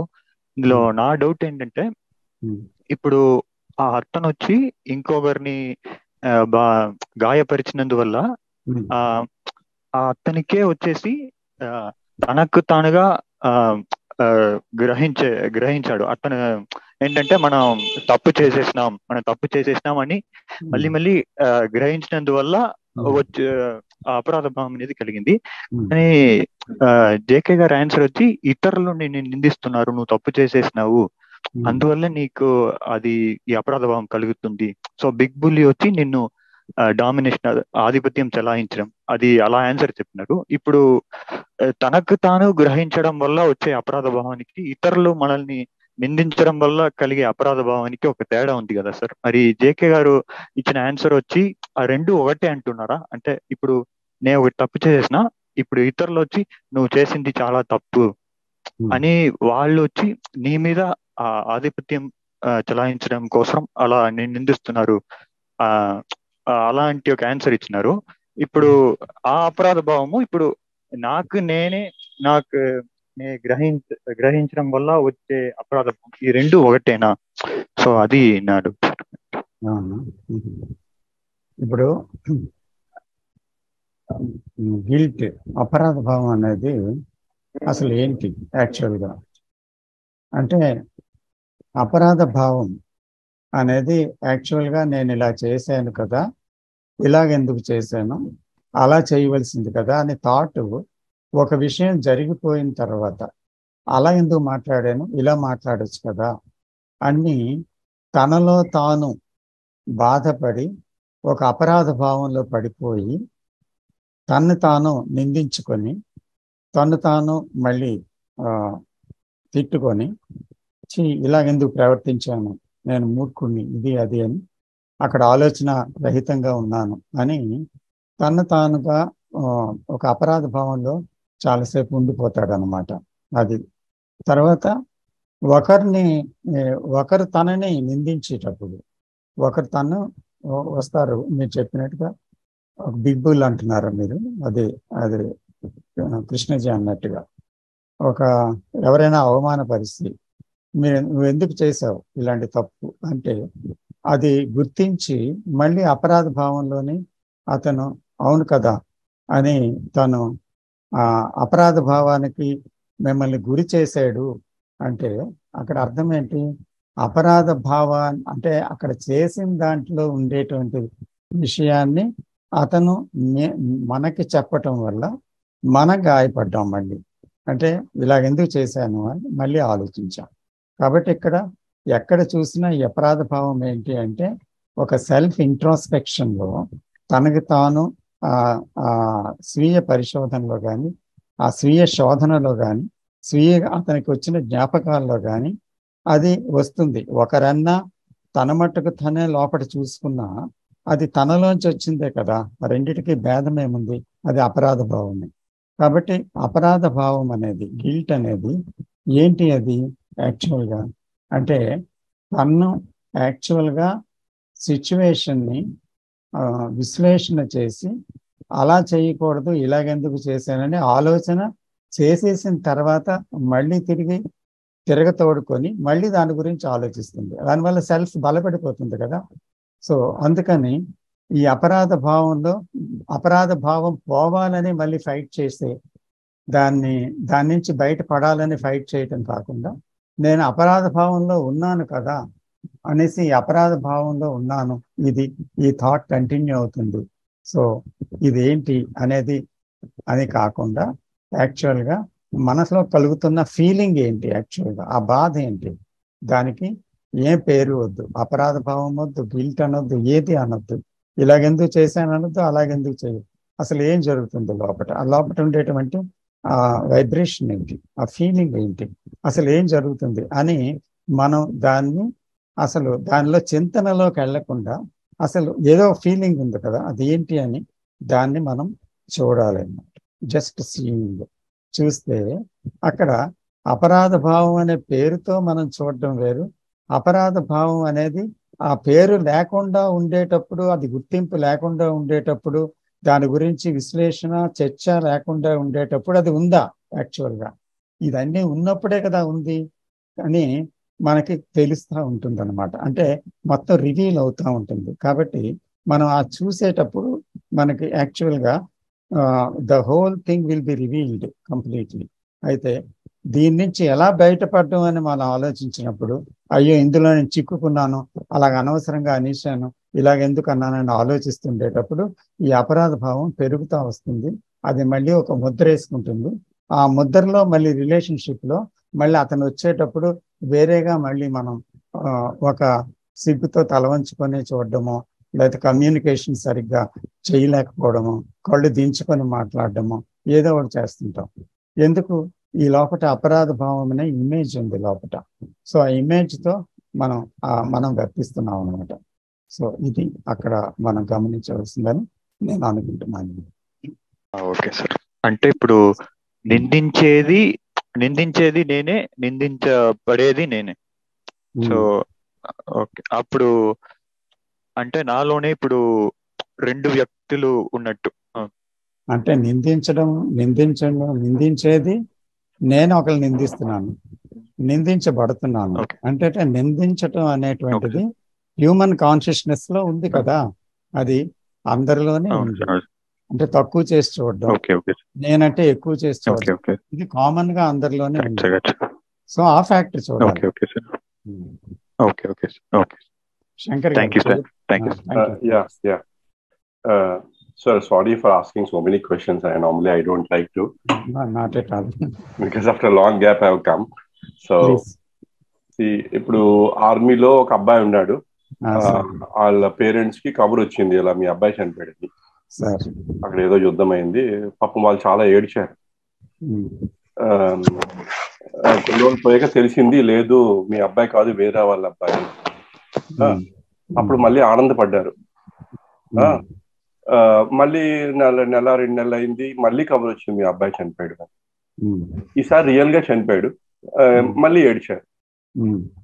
సో ఈ ఫస్ట్ టైం ఏడ్చిన దానికి ఈసారి ఏడ్చిన దానికి తేడా ఏమైనా ఉన్నది సార్? రెండు సేమేనా? First question sir. Second question ఏంటంటే, అక్కడ సారో అన్నదానికి పేరు తీసేస్తే సారో అని నేమ్లెస్ గా చూస్తే, is it just a sensation? I mean, మనం దానికి మన సొసైటీ హ్యూమన్ మైండ్ దానికి పేరు పెట్టిందా ఏమని? సారో ఉండకూడదు, సారో లేకుండా ఉండే స్థితిలో ఉండాలి మనం, ఇవన్నీ హ్యూమన్ మైండ్ పెట్టిందా? లేదా సారోలో కూడా ఉన్నా వితౌట్ నేమ్లెస్ గా ఉండొచ్చా? Maybe my second question is not clear. Could you please at least attend to first question? Thank you. First question లో ఏంటంటే, యాక్చువల్గా చనిపోయాడు అనేటువంటి విషయాన్ని అక్కడ నేను, నా కొడుకు చనిపోయాడు అనే విషయాన్ని నేను అది నిజంగానే నమ్మాను, నిజంగా జరిగింది అనుకున్నాను, ఏడ్చాను. రెండోసారి నిజంగా చనిపోయినప్పుడు వచ్చిన వార్త కూడా నిజంగా చనిపోయాడనే అనుకున్నాను. కాబట్టి ఆ రెండు ఏడుపులు ఒకటే కదా. అదే సార్, యాక్చువల్గా is the knowledge is crying sir. కానీ మీకు సటల్ లెవెల్లో తీసుకెళ్తారని అడిగారు ఈ క్వశ్చన్ ని. అదే అంటే అక్కడ నాలెడ్జ్ అంటే యాక్చువల్గా ఏంటి? యాక్చువల్గా మనం జీవించిన 10 ఏళ్ళు, 20 ఏళ్ళు, 30 ఏళ్ళు, 40 ఏళ్ళు, 70 ఏళ్ళలో మనం పోగు చేసుకున్న విషయం, మనం విన్న విషయం, మనం క్రోడీకరించుకున్న విషయం, మన అభిప్రాయాలు, ఇదంతా కలిపి మన నాలెడ్జ్. సో ఆ నాలెడ్జ్లో ఇదంతా ఉంది, మన అనుభవాలతో కూడుకున్న జ్ఞాపకాలతో ఉండే విషయం అంతా ఉంది. సో ఆ నాలెడ్జే బంధానికి కారణమైంది, డిపెండెన్సీకి కారణమైంది, తర్వాత ప్రపంచంలో ఉన్న దాని మీద ఆధారపడడానికి, అంటే సైకలాజికల్గా, ఫిజికల్గా కాదు, ఇదంతా ఆధారపడడానికి ఇవన్నిటికీ కారణమైంది కదా. సో కాబట్టి న్యాచురల్గా మనకి ఇవన్నీ అన్నీ ఏర్పడడానికి ఒక కారణం ఏంటి? యాక్చువల్గా నేనున్నాననే భావన. ఆ నేనున్నాననే భావన కూడా ఆలోచనే. కాబట్టి ఆ నేను కూడా ఆలోచనే. కాబట్టి ఇక్కడ ఉన్నది ఏంటి? ఆలోచన మాత్రమే ఉంది, ఇంకేమీ లేదు. సో ఈ ఆలోచన అక్కడ వర్తిస్తుంది అన్నమాట. డిఫరెంట్ సిచ్యువేషన్లో డిఫరెంట్ టైప్స్గా వర్తిస్తుంది. అంటే ఒక సిచ్యువేషన్లో బాధ వస్తుంది, ఒక సిచ్యువేషన్లో భయం వస్తుంది, ఇంకో సిచ్యువేషన్లో అసూయ వస్తుంది. అలాగా మనం పేర్లు పెడుతున్నాం. అంటే ఒక సిచ్యువేషన్లో వచ్చిన స్పందనకి దానికి ఏ పేరు ఇవ్వాలో కూడా ఆ నాలెడ్జ్లో ఉంది. కాబట్టి ఆ పేరుతో మరింత బలంగా పేరు పెట్టుకొని దాని గురించి ఇంకా ఆలోచిస్తూ ఇంకా మరింత బలపడుతుంది అనమాట. ఇలాగ ఈ నాలెడ్జ్ తాను బలపరుచుకొని ఒక కేంద్రంగా మరింత జటిలంగా తయారైపోయింది అనమాట. యాక్చువల్గా ఇదంతా కూడా కాలంలో నిర్మించబడినటువంటి ఒక విషయం యాక్చువల్గా. సో అందుకని ఆలోచన ఒక కాలంలో నిర్మించుకుంది నేననే దాన్ని. ఇదంతా ఒక అనుభవాల యొక్క, జ్ఞాపకాల యొక్క పోగు కదా. Sorry to interrupt you sir, అక్కడ థాట్ క్రియేటెడ్ థింకర్ ఏడుస్తున్నాడా sir? Thought created the thinker. అందుకనే థింకర్ ఏడుస్తున్నాడా సార్? అబ్జర్వర్ అనేవాడు నేనున్నాను అనుకొని అది నేనున్నాను అనుకుంటున్నాడు. అబ్జర్వర్ థాట్ క్రియేటెడ్ థింకర్ ని సెల్ఫ్ అంటున్నాము. ఆ సెల్ఫ్ ఏడుస్తుంది అంటే అర్థం అవుతుంది అవతలకి. అవును, ఈ థాట్ క్రియేటెడ్ థింకర్ ఏడుస్తున్నాడు అంటే ఆ థాట్స్ లేకపోయేసరికి థింకర్ కూడా లేడు కదా సార్. అంటే ఫాల్సా సార్? అంతే కదా. థాట్ లేకపోతే థింకర్ ఎక్కడున్నాడు? సో మనం అనుకున్నాం సార్, ఇప్పుడు ఆ ఏడు ఫాల్స్ అనుకుందాము. సో ఆ సెన్సేషన్స్ కూడా ఫాల్సా సార్? సెన్సేషన్స్ ఉన్నాయి, కానీ ఆ సెన్సేషన్ కి పేరు పెడతారు. ఆ సెన్సేషన్స్ అనేవి యాక్చువల్గా ఇంద్రియాలు ఒక దేంట్లో ఒక వేడి నీటిలో పెడితే బొబ్బలెక్కి బాధ పెడతాయి. సెన్సేషన్ ఉంది. సో ఆ సెన్సేషన్ ని విపరీతంగా మనసు తీసుకొని దానికి చాలా చాలా చాలా భయపడడం, లేకపోతే మరేదో అవ్వడం, ఇంకో రకాల థాట్ మూమెంట్లోకి వెళ్ళిపోతుంది. యాక్చువల్గా సెన్సేషన్ని గమనించినప్పుడు ఏమవుతుందంటే థాట్ లేకుండా సెన్సేషన్కి పెద్ద వాల్యూ ఉండదు. అంటే సెన్సేషన్ అనేది మళ్ళీ అది డిజైర్ కింద, లైక్ కింద, ప్లెజర్ కింద, పెయిన్ కింద ఇవన్నీ మార్చేస్తుంది ఆలోచన. అక్కడి నుంచి మొదలవుతుంది కథ అంతా. Thank you sir. Thank you. Welcome sir. CV Rao garu. అందరికీ నమస్కారం అండి. నమస్తే. సెల్ఫ్ నాలెడ్జ్ అనే దాని మీద మళ్ళీ ఎక్స్టెన్షన్ గా ఈ వారం కూడా పెట్టినందుకు గాను మీ అందరికీ థ్యాంక్స్ రామకృష్ణ గారు ప్రత్యేకంగా. ఎందుకంటే ఇది సెల్ఫ్ నోయింగ్ అనేది ఎంత తెలుసుకున్నా కానీ తెలుసుకోదగిందే, ఎప్పటికప్పుడు రిఫ్రెష్ గా తెలుసుకోదగిందే అంటారు జిడ్డు కృష్ణమూర్తి గారు. దానికి మనం పుట్టినప్పటి నుంచి కూడా జ్ఞానం ప్రాతిపదికన, అది బ్రతుకుదెరువు కోసం కావచ్చు, కీర్తి కోసం కావచ్చు, పలుకుబడి కోసం కావచ్చు, సమాజం కోసం కావచ్చు, బట్ నాలెడ్జ్ ప్రాతిపదికన ఎంతసేపటికి బయట ఉన్న నాలెడ్జ్ని సేకరించడం కోసమే మనం తపన పడుతూ ఉంటాం. ప్రతి గంట, ప్రతిరోజు, ప్రతి నెల, ప్రతి సంవత్సరం బయట నాలెడ్జ్ని ఎంత సేకరిస్తే అంత మేధావి అంటారు అనుకోవడానికి కూడా అది చాలా విడ్డూరంగా కూడా ఉంటుంది. అంటే కంప్యూటర్లో ఒక్కసారి బటన్ కొడితే వచ్చే లెక్కలను కూడా ఒకళ్ళు తను నోటితో చెప్పేసేసి ఆ విషయాలంతా అక్కడ ఇట్లా జరిగింది, ఇక్కడ ఇలా జరిగింది అని అంటారు, వార్తలు విశేషాలన్నీ కూడా. కానీ ఆత్మజ్ఞానానికి దగ్గరగా ఉన్నటువంటి ఈ సెల్ఫ్ నాలెడ్జ్, సెల్ఫ్ నోయింగ్ అనేది చాలా ఉత్తమోత్తమైన విషయం అనే సంగతి సగటు మనిషి గుర్తించలేకపోతున్నాడు అని జిడ్డు కృష్ణమూర్తి గారు అనేక సార్లు వాపోయారండి. ఇంకొకటి కూడా చెప్పారు ఆయన. సో ఇతరుల గురించి తెలుసుకోవడానికి ఒక అంచనాలు, పొరపాట్లు, లేకపోతే అతిశయోక్తులు, అబద్ధాలు అనేక ఉండొచ్చు. కానీ మన గురించి మనం తెలుసుకోవడానికి ఇవన్నీ ఏమీ అడ్డం రావు, వాస్తవంగా తెలుసుకోవచ్చు అనమాట. అంత బాగా ఇది ఉంటుంది. కాకపోతే ఎందుకు అని అంటే తెలుసుకోలేకపోతున్నాం అంటే ఆ ఇంటెన్షన్ మనలో లేదు. అంటే యథార్థాన్ని తెలుసుకోవాలి అనే ఇంటెన్షన్ మనకు లేదు. ఒక్కొక్కళ్ళకి ఒక వయసు వచ్చిన తర్వాత ఈ డయాగ్నోస్ సెంటర్ దగ్గరికి వెళ్ళి పరీక్షలు చేయించుకోవడానికి కూడా వెనకాడతారు. వయసుకు తగ్గట్టు జబ్బులు రావచ్చు కదా, రకరకాలుగా డయాబెటీస్ వస్తుందేమో, బీపీ ఉందంటారేమో అని చెప్పి వాయిదా వేస్తుంటారు. ఒక్కొక్కళ్ళు తెలిసి కూడా ఈ వ్యాపారాలను, వ్యవహారాలను, వీటన్నిటిలో పడిపోయి అసలు ఏమాత్రం పరీక్షలకి చేయించుకోకుండా అశ్రద్ధ చేస్తూ అనారోగ్యాన్ని పెంచుకుంటూ వస్తుంటారు. అంటే శరీరానికి, మనసుకి రెంటికి ఉన్నటువంటి అహం. జిడ్డు కృష్ణమూర్తి గారి ఫిలాసఫీలో ఇక్కడ చెప్పాలనుకుంటే సెల్ఫ్ నోయింగ్, నిన్ను నువ్వు తెలుసుకోవటంలో వెనుకబాటుతనము అంటారు. అది మనం చెక్ చేసుకోవటంలో తప్పులేదు. గోర్లు పెరిగితే గోర్లు కట్ చేస్తున్నాం, ఒళ్ళు పెరిగితే ఫ్యాట్ తగ్గటం కోసం వ్యాయామం చేస్తున్నాం. ఓకే, ఏమంటారు, రెస్పిరేటర్ కెపాసిటీ పెరగాలనుకుంటే స్విమ్మింగ్కి వెళ్తున్నాం. ఇలాంటివన్నీ ప్రత్యామ్నాయంగా మనం చేసుకుంటూ వస్తున్నాం. ఏదో ఆయుష్ పెరగటం కోసమో లేకపోతే ఇంకో దానికోసమో కాదు, ఆరోగ్యంగా ఉండటం కోసం ఆ ప్రయత్నం చేయటం అనేది మనకు సర్వసహజం. ఈ ఇంటెన్షన్ లోపం, అంటే యథార్థ జ్ఞానాన్ని తెలుసుకోవటంలో ఇంటెన్షన్ మంచిగా లేదు, సీరియస్నెస్ లేదు. ఇదే నిజం అవసరమైనటువంటి పునాది అంటారు జిడ్డు కృష్ణమూర్తి గారు. దాన్ని పెట్టుకొని ఇంట్రెస్ట్ అనేది ఉండాలి మనకి. ఒకసారి ఇంటెన్షన్ కలిగింది, ఇది చేయాలి, నన్ను నేను తెలుసుకోవాలి, ఒకరోజు కూర్చోవాలి, తరచి చూడాలి, నేను ఏ తరహా మనిషిని. ఒకసారి జిడ్డు కృష్ణమూర్తి గారు చెప్పారు, మీ మిర్రర్ ముందు ఒకసారి మీరు చూడండి, మీ ముఖ కవళికలు కానీ, మీ ముఖం కానీ, మీ నవ్వు కానీ, మీ సీరియస్నెస్ కానీ, లేకపోతే మీ వెకిలితనం కానీ, మీ ఏదైనా సరే బలహీనత అనేది వెంటనే స్పష్టంగా కనపడుతుంది. తదేకంగా చూస్తే మనల్ని మనం చూడటానికి ఇష్టపడము, మన అందాన్ని పరికించడానికి ఇష్టపడతాం, మన జుట్టు దువ్వుకోవడానికి ఇష్టపడతాం, మన కోటు సూటు వేసుకొని ఇతరులను మెప్పించి ఒప్పించడం కోసం సిద్ధపడతాం. కానీ అంతర్ముఖాన్ని దర్శించడం కోసం మాత్రం మనం ప్రయత్నం చేయం. అది దాంట్లో ఉండేది.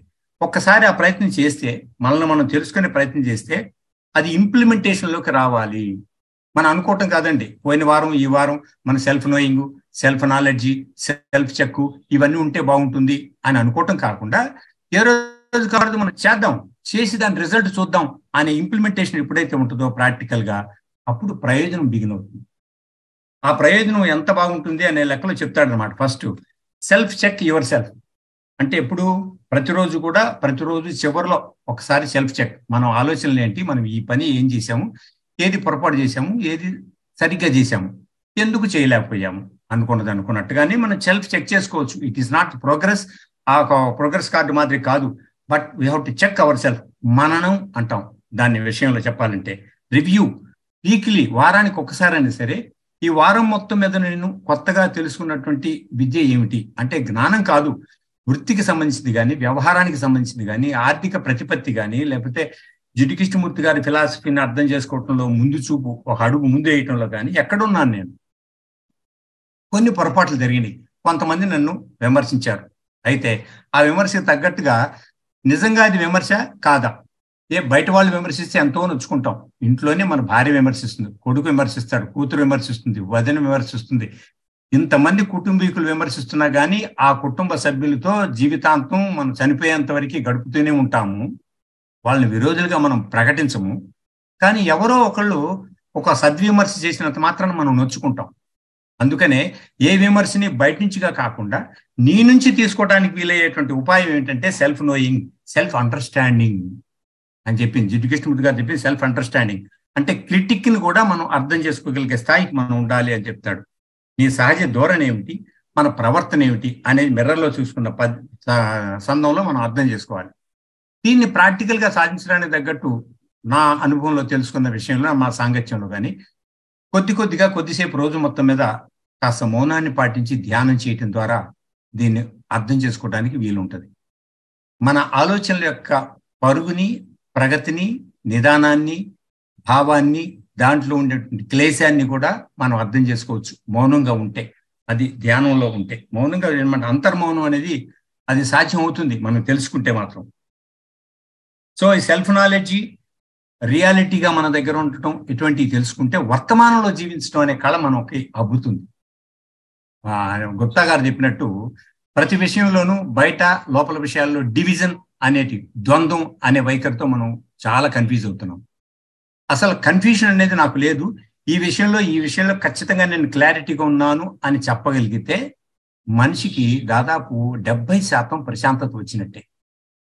ఆ ప్రశాంతత రావడానికి నీ అంతటి నువ్వు ప్రయత్నించడం అనేది ఉత్తమమైన విషయం అని చెప్తాడు లెక్క. కాబట్టి ప్రతిరోజు అది కొంచెం కొంచెంగా సాధన చేసేటట్లయితే వీలవుతుంది. అది స్వీయ క్రమశిక్షణ కావచ్చు, లేకపోతే సొంత శిక్షణగా కావచ్చు, చేయొచ్చు. వీటన్నిటికీ మార్గదర్శకంగా జిడ్డు కృష్ణమూర్తి గారి రీల్స్లో మనకి షార్ట్ వీడియోస్లో అనేక విషయాలు మనకి సమాధానంగా నిలుస్తున్నాయి. కాబట్టి దీన్ని మనం వినియోగించుకోవచ్చు అని నేను మనవి చేస్తున్నాను. ఇంకోటి ఏంటంటే, ఒక వ్యక్తి తన ప్రగతి కోసం ఎప్పటికప్పుడు తనకు తాను చెక్ చేసుకొని ఆత్మవిమర్శ చేసుకోవటం, సెల్ఫ్ నోయింగ్, సెల్ఫ్ నాలెడ్జ్ ద్వారా మంచిగా ముందుకు వెళ్ళటానికి అవకాశం ఉంది. ఎందుకంటే చక్కదిద్దుకునే అవకాశం తనకు తానికే ఉంటుందని చెప్తాడు. సో సెల్ఫ్ ఫీడ్బ్యాక్ అనేది ఇంపార్టెంట్ విషయం. ఒక హోండా కంపెనీ కారు తీసుకున్నాం అనుకోండి, కారు మీద వాడికి వచ్చే లాభం కంటే కూడా సర్వీస్ మీద వచ్చే లాభం ఎక్కువ.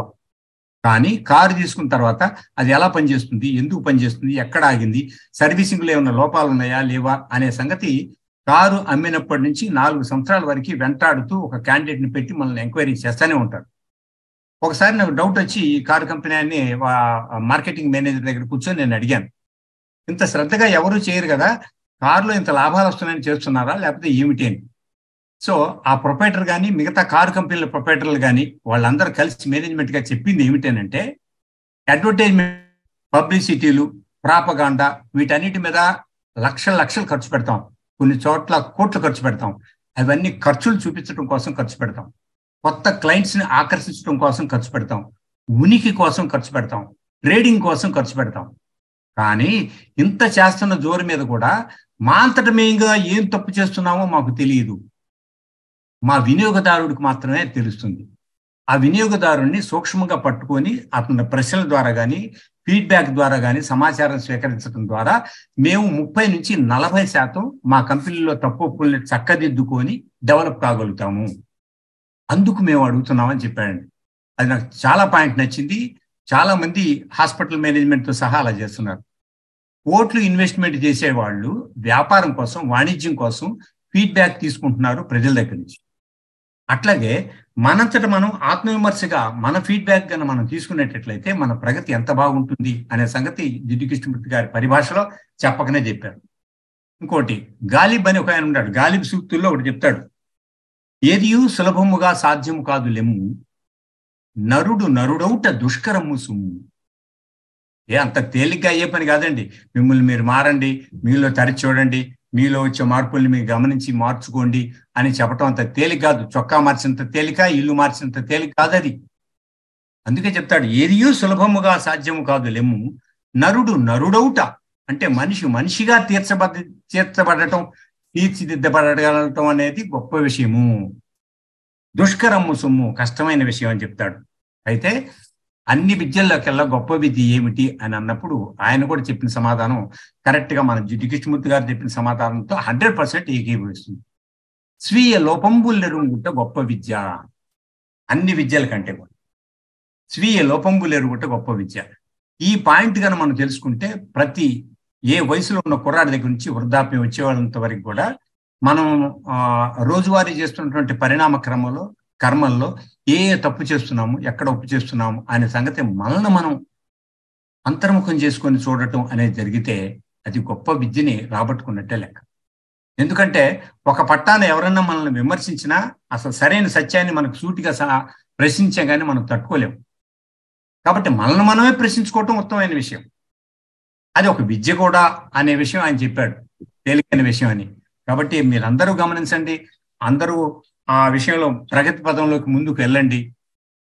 తన్ను తాను తెలుసుకోవటం అనేది గొప్ప కోసం, కీర్తి కోసం, ధనం కోసం, ఆర్భాటం కోసం కాదు. కాన్ఫ్లిక్ట్, డివిజన్, అశాంతి, అలజడి ఇవి పోగొట్టుకోవటం కోసం అని జిటికృష్ణమూర్తి గారు చెప్పారు. దాని ద్వారా గొప్ప ప్రశాంతత వస్తుంది. నేను పలానప్పుడు నేను ఎక్కువగా మాట్లాడాను అంటే మంచి ప్రసంగికుడు అని చెప్పొచ్చు.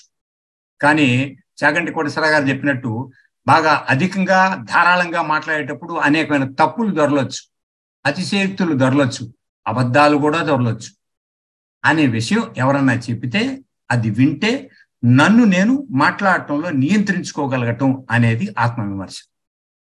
అది సెల్ఫ్ నోయింగ్ అండ్ సెల్ఫ్ నాలెడ్జ్ని మనం సానబట్టినట్టు లెక్క, చిత్రిక పట్టినట్టు లెక్క చేసుకోవటం.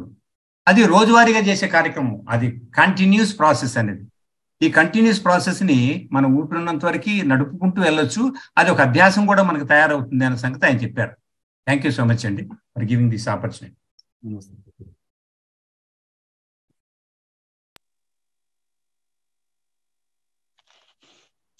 రాంబుద్ధ సార్ నమస్తే సార్. నమస్తే సార్.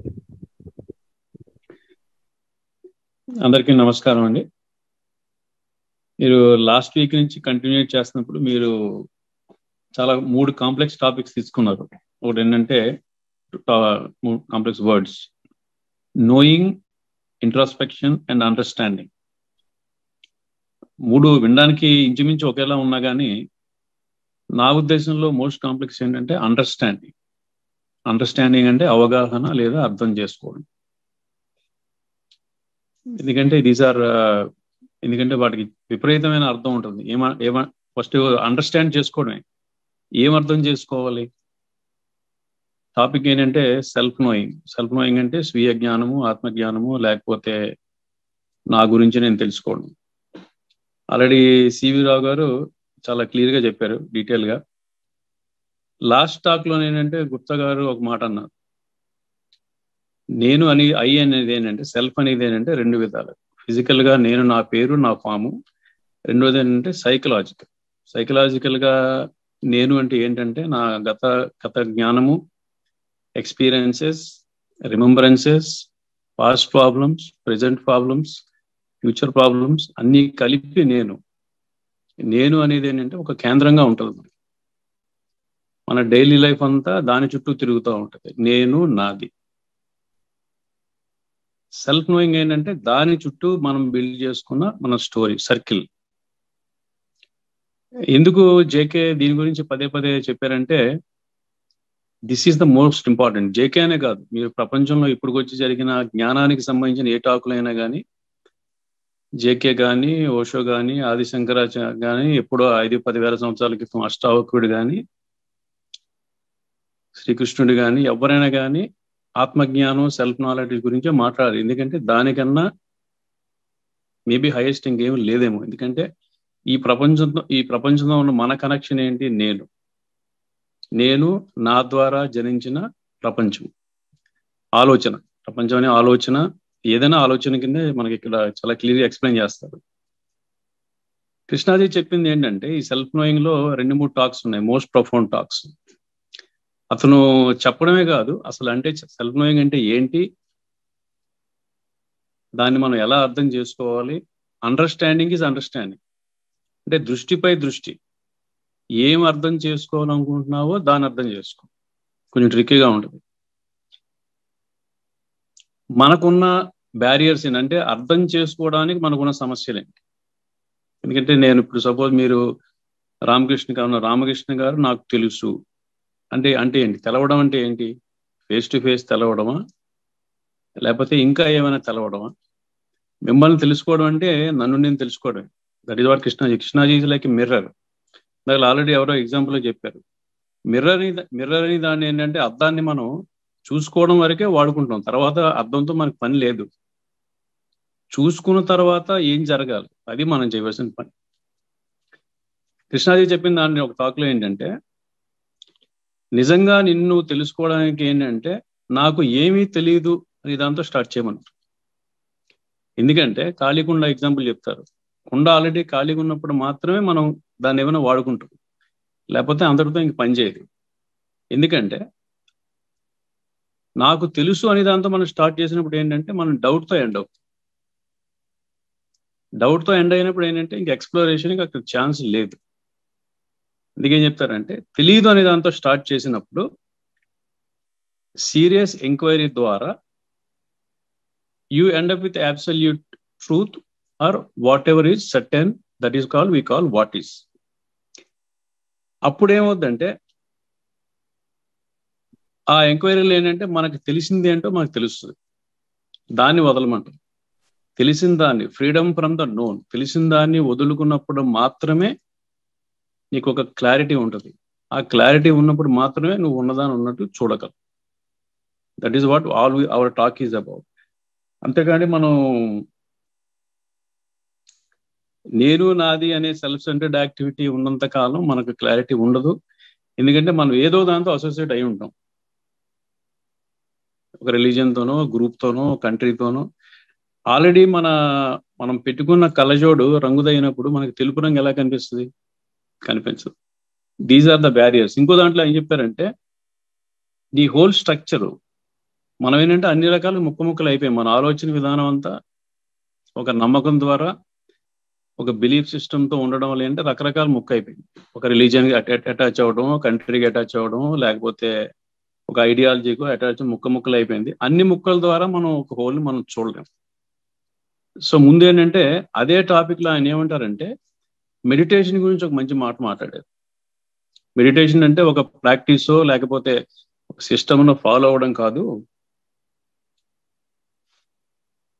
సెల్ఫ్ నాలెడ్జ్ ద్వారా మాత్రమే నీకున్న బ్యారియర్స్, దాన్ని ఏమంటారంటే గో బియాండ్.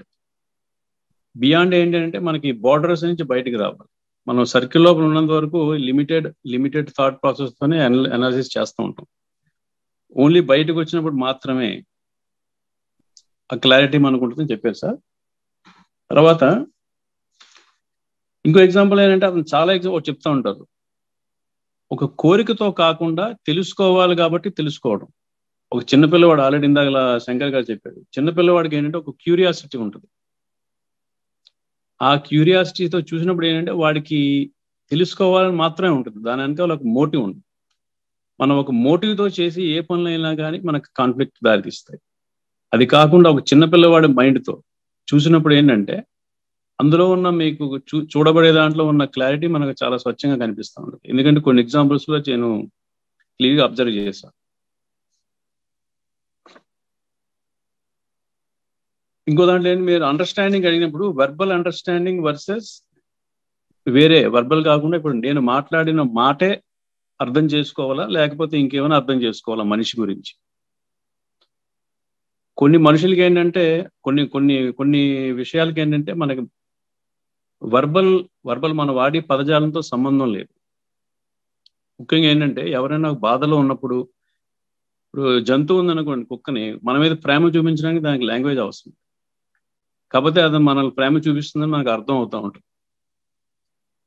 సో ప్రతిదానికి ఏంటంటే మనకి పదాలు వాడవలసిన అవసరం లేదు, పదాలకు అతీతంగా కూడా మనకు అండర్స్టాండింగ్ చాలా ఉంది, చాలా విషయాల్లో మనకు కనిపిస్తూ ఉంటుంది. సో అంతే సార్, ప్రస్తుతానికి I will take a break. ఇందాకలా 2-3 క్వశ్చన్లు అడిగాను, నేను డిస్టర్బెన్స్ లో నాకు వినిపించలేదు. So I will mute and I will listen, then will come back. Thank you sir. Thank you sir. Vijay garu. నమస్తే రామకృష్ణ సార్. నమస్తే అండి సార్. ఇందాక సివి రావు గారు సార్ మాట్లాడుతూ ఒక మాట అన్నారు, మనం సెల్ఫ్ చెక్ చేసుకోవడం వల్ల మన we will know what we are, అంటే సెల్ఫ్ అనేది ఏంటో తెలుస్తుంది, దానివల్ల మనం నియంత్రించుకోవచ్చు అని అన్నారు అన్నమాట. అంటే ఏదైనా హ్యాబిట్స్ ఉంటే అది సెల్ఫ్ చెక్ చేసుకోవడం వల్ల అది నియంత్రించుకోవచ్చు అని అంటున్నారు. ఇప్పుడు మీరు అంటున్న సెల్ఫ్ నోయింగ్ కి అనే దాంట్లో నియంత్రణ అనేది వాలంటరీగా అవుతుందా, ఇన్వాలంటరీగా అవుతుందా సార్? అది నాకు అది అర్థం కాలేదు. ఇక్కడ ఒక విషయం పూర్తిగా మాట్లాడాలి. ఇక్కడ ఇంట్రోస్పెక్షన్ అని ఒక పదం విన్నారా మీరు? అంటే తను తాను శోధించుకోవడం, తను తాను పరిశీలించుకోవడం. అంటే పరిశీలించేవాడు ఒకడు ఉండి పరిశీలన చేయటమా, శోధించేవాడు ఉండి శోధించడమా సెల్ఫ్ని?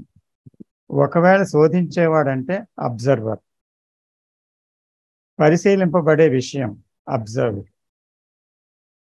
అలాగే పరిశీలించేవాడు ఉంటే పరిశీలన అబ్జర్వర్. కాబట్టి అప్పుడు ఏం చేస్తుంది? ఒక విశ్లేషణ వస్తుంది, విమర్శన, ఖండన, సమర్థన, నిర్ధారణ, అంగీకారం, తృణీకారం, తిరస్కారం, ఇలాంటివి. అప్పుడు ఏంటవుతుందమ్మా యాక్చువల్గా అలాంటి చేస్తున్నప్పుడు? అంటే నన్ను నేను ఖండించుకొని విమర్శించుకొని ఖండిస్తూ వెళ్తే ఏమవుతుంది? ఇది తప్పు అంటాను, లే అలా చేయడంలో ఆ టైంలో కొంచెం కరెక్టేనేమో అంటాను. అంటే అప్పుడు నా గత జ్ఞానం బలపడుతుంది కదా. అంతేకాకుండా ఒక కాన్ఫ్లిక్ట్లో పడతాను. అంటే సెల్ఫ్ తొందరగా ఒప్పుకోదు కాబట్టి సెల్ఫ్ సమర్థించుకోవడానికే ట్రై చేస్తుంది. ఒక్కోసారి ఖండిస్తుంది, ఒక్కోసారి అవునేమో అని నిజంగానే ఒప్పుకుంటుంది. ఇలాగా ఏది స్థిరంగా ఉండదు. కాబట్టి అస్థిరమైన సెల్ఫ్ మరింత బలపడుతూ ఉంటుంది. చేత ఇలా ఉండకూడదు, అలా ఉండాలి అనే భవిష్యత్తు ఆదర్శం కూడా అక్కడ ఉంటాయన్నమాట. అంటే అక్కడ ప్రయాణం ఎక్కడి నుంచి? గతం నుంచి నిర్దేశించబడుతుంది, గతం నుండే సాగుతుంది, గతంలోనే సాగుతుంది. కాబట్టి అది ఎలాగా? ఒక మిలిటరీ మ్యాన్ ఉన్నాడు అనుకోండి, అదే స్టాండింగ్ పొజిషన్లో మార్చ్ చేయమని ఒక మేజర్ చెప్తాడు. చెప్పగానే అక్కడే నిలబడి లెఫ్ట్ రైట్ అని ఒక అరగంట సేపు అతను కాళ్ళు కదుపుతాడు మీదకి కిందకి. అయితే ఒక్కడుగైనా ముందుకెళ్ళాడా? కాళ్ళు కదులుతున్నాయి కానీ ముందుకు వెళ్ళలేదు. సో అందుకని ఏంటవుతుంది? అలాంటి ఆలోచన ఎక్కడికి ముందుకు తీసుకొని వెళ్ళదు. ఎన్నోసార్లు మన గురించి మనం అనుకున్నాం కదా, ఇలాంటి పని చేయకూడదు, మళ్ళీ చూసుకున్నాం మనల్ని మనం తప్పే అనుకున్నాం. కానీ అది తప్పని రైట్ అని అనుకున్నంత మాత్రంలో మనం మారడం లేదు కదా. కాబట్టి ఇక్కడ కొత్తదనం ఏమీ లేదు. అందువల్ల ప్రస్తుతం అనేది ఎలా చూడాలి? దానిలో ఎటువంటి పరివర్తన ఇలా చూడడంలో కలగటం లేదు. అంచేత దానిలో అపరాధ భావం కూడా వస్తుంది, నిరాశ నిస్పృహ వస్తుంది. అంచేత కాలం కొలత కూడా ఉంటాయి. కాబట్టి ఎలా చూడాలంటే ఆ చూసేటప్పుడు చూసేవాడు ఉండకుండా చూడాలి. అంటే ఆలోచనతో చూడకుండా, తన జ్ఞానంతో ఇది తప్పు ఇది ఒప్పు అనకుండా అసలు యాక్చువల్గా నిర్మలమైన ఆ చూపు చూసినప్పుడు ఏమవుద్దంటే, నిజంగా అది అపసవ్యమైనది అయితే, నిజంగా అది యాక్చువల్గా అసంబద్ధమైనది అయితే, నిజంగా ఆ చూపులో నిజంగా అంటే మనం అసంబద్ధమైనది అనడం వల్ల అసంబద్ధమైనది కాదు, అంటే అది మన పాత జ్ఞానం. ఇది సరైందంటే అది సరైంది కాదు, అది మళ్ళీ పాత జ్ఞానం. ఎవరో చెప్పింది కానీ ఎక్కడో విన్నది కానీ మన అనుభవంతో చెప్పింది కానీ అవుతుంది. కాబట్టి అవేవీ లేకుండా కేవలం అక్కడ ఏమీ తెలియని వారిగా చూడగలమా? అంటే ఆ తెలియని తనంలో ఏముంది? 1,00,000 అనుభవాలు ఉన్నా కూడా వాటి అనుభవాల యొక్క ఏమాత్రం కూడా దాని నీడ చూస్తున్న దాని మీద పడదు. కేవలం అక్కడ ఒక అమాయకత్వం ఉంటుంది. అంటే అన్నీ తెలిసి కూడా తెలియని తనం ఉంటుంది అక్కడ. అది ఆ తెలియని తనం అనేది కేవలం ఒక పసిపిల్లాడిలో కూడా ఒక తెలియని తనం ఉంటుంది. ఆ తెలియని తనం కాదు అది. కానీ అన్నీ తెలిసి కూడా ఆ క్షణము అన్నిటినీ డినై చేసింది. అంటే అన్నీ కూడా పక్కకు వెళ్ళిపోయాయి, ఏది లేదు అక్కడ. సో ఖాళీగా ఉంది. ఎందుకంటే నిజంగా పరిశీలన అనేది జరిగినప్పుడు పరిశీలకుడితో చేసిన ఆ పరిశీలన ఏం చేస్తుందంటే తిరిగి తిరిగి మళ్ళీ అదే బలపరుస్తుంది, అదే ఖండిస్తుంది, అదే అంగీకరిస్తుంది. కాబట్టి ఇదంతా చూసిన విషయం చూసినటువంటి వ్యక్తి ఏమనుకుంటాడంటే, సో దాంతో చూడడం అనేది చేస్తే నేను అక్కడే ఉంటాను కదా అనేది విషయం గ్రహించినప్పుడు అక్కడ ఏమవుతుంది అంటే కేవలం అక్కడ ఒక ఖాళీ చూపు, ఒక ఏమాత్రం జోక్యం లేని చూపు, ఏమాత్రం పేరు లేని ఆలోచనతో కొనసాగని చూపు, కేవలం ఒక చూపు అంతే. అది ఆ చూపులో ఏ రకమైన భవిష్యత్తు లేదు, గతము లేదు, ఏ కాలము లేదు, కేవలం కాలరహితమైన చూపు. అంటే అక్కడ జ్ఞాపకాలకు సంబంధించిన విషయం ఏదీ లేదు. సో అటువంటి చూపు అక్కడ ప్రసరించినప్పుడు మన దినచర్యలో, మన బంధాలలో, మన బాంధవ్యాలలో ఇది ఏం జరుగుతుంది అనేది చూసినప్పుడు అక్కడ ఏంటి. ఇక్కడ మరొక విషయం చూడాలి ఈ చూపు నుంచి. ఏంటంటే ఇక్కడ జీవితం అంటే చూడటం అంటే ఏంటంటే ఒక సవాల్ వస్తుంది జీవితంలో. ఇప్పుడు భార్యాభర్తల రిలేషన్ అనండి, లేతే ఒక చుట్టూ ఉండే వాళ్ళతో ఒక బంధం అనండి, బాంధవ్యం అనండి, పబ్లిక్తో బాంధవ్యం అనండి. సో ఇంటిమేట్ రిలేషన్షిప్ తీసుకుంటే ఒక ఛాలెంజ్ వస్తుంది అక్కడ. సో ఒక ఛాలెంజ్ వస్తే ఆ ఛాలెంజ్ అంటే ఏంటి, నా భార్య నన్ను అవమానిస్తూ తప్పు పడుతూ ఏదో మాట్లాడి ఒక పరుష వాక్యాలు నా మీద ప్రయోగించింది. అప్పుడు ఏంటవుతుంది, వెంటనే నేను ప్రతిస్పందిస్తాను. ఎలాగా, నేను కూడా పరుష వాక్యాలతో నన్ను అర్థం చేసుకోవడం ఎందుకని గట్టిగా మాట్లాడి ఆమెను కూడా ఆ సందర్భాన్ని బట్టి నిందించడం మొదలు పెడతాను. సో అలాగా నిందించడానికి నేను మొదలు పెట్టడానికి ముందు, తర్వాత ఆవిడ నన్ను అన్న తర్వాత, ఆవిడ నన్ను అంటుంది కదా, దాని తర్వాత మధ్యన ఒక కాలం ఉంది. ఆ కాలములో ఆ గ్యాప్ చిన్నదే ఉంటుంది, సన్నటి గ్యాప్. ఆ ఖాళీలో చూడగలనా అంటే ఏంటి, when my husband says something ఇమ్మీడియట్గా రిప్లై ఇవ్వకుండా కేవలం అక్కడ వినడం అనేది మాత్రమే చెయ్యగలనా. అలాగే భార్య అంటున్నప్పుడు వినడం మాత్రమే చేయగలనా. సో కేవలం వింటే వెంటనే ప్రతిస్పందించకపోతే అక్కడ ఖాళీలో చూడటం అనేది జరుగుతుంది. ఆ నిశ్శబ్దంలో సూక్ష్మంగా ఉన్న సత్యం తెలియబడుతుంది. అతి సూక్ష్మంగా ఉంటుంది అది. ఎందుకంటే సత్యం అనేది అంటే అక్కడ ఏదైతే యథార్థంగా ఉందేదో అది చాలా సూక్ష్మంగా ఉంటుంది. వెంటనే రియాక్ట్ అయ్యామనుకో అప్పుడు ఏమీ తెలియదు, అక్కడ రియాక్షన్లో పడిపోతుంది అనమాట. అంచేత అక్కడ చూడటం అనేది అక్కడ సంభవిస్తుంది అనమాట, నిజంగా చూడటం అనేది. సో ఆ నిశ్శబ్దం అనే దాని నుంచి అటు ఎటువంటి చూపు అంటే అది ఆ నిశ్శబ్దంలో నిజంగా చూడటం అనేది జరిగితే ఇదే సీయింగ్. నిశ్శబ్దంలో చూడటం అనేది జరగడం అంటే అక్కడ అబ్జర్వర్ లేదు, ఓన్లీ అబ్జర్వేషన్. ఇటువంటి దాంట్లో నిజంగా దాంట్లో ఏముందో అది బహిర్గతం అవుతుంది. నేను బహిర్గతం చేయను, నా ఆలోచన బహిర్గతం చేయదు, నా అండర్స్టాండింగ్ బహిర్గతం చేయదు, నా విశ్లేషణ బహిర్గతం చేయదు, నా ఇంటలెక్ట్ బహిర్గతం చేయదు, నా అనుభవం బహిర్గతం చేయదు. కానీ అక్కడ ఏది ఉందో అది వెంటనే విచ్చుకొని దాని తాలూకా సహజ స్వరూపాన్ని అది బయట పెడుతుంది అన్నమాట. So when that is seen, అది చూడటం అనేది ఇమ్మీడియట్ గా అక్కడ ఎప్పుడైతే జరిగిందో, ఆ సీన్ జరిగిందో అక్కడ యాక్షన్ అనేది దాంతోనే జరుగుతుంది. యాక్షన్ వేరు, అండర్స్టాండింగ్ వేరు, సీయింగ్ వేరు కాదు. అక్కడ చూడటమే చర్య అంతే, ఇమ్మీడియట్ గా. రెండిటికి మధ్య ఒక సమయం గ్యాప్ అనేది కూడా లేదు. అటువంటి ఒక చూపు అది. సో ఆ చూపు ఎప్పుడైతే ఇంతవరకు మనకి ఎప్పుడు వరకు కలగదో అంతవరకు కూడా నిజంగా ఉన్నది తెలియదు అనమాట, యాజ్ ఇట్ ఈస్గా తెలియదు. అందువల్ల దాంట్లో అసత్యం ఏంటో అసత్యంగా కనబడదు, సత్యం ఏంటో సత్యంగా కనబడదు. అందువల్ల అది ఎప్పుడు ఇందాక మన రాంబుద్ధ గారు చెప్పినట్టు కళ్ళద్దాలు రంగుటద్దాలు పెట్టుకొని చూస్తే మనం ఏ అర్థం రంగుతో చూస్తున్నామో అదే కనిపిస్తుంది.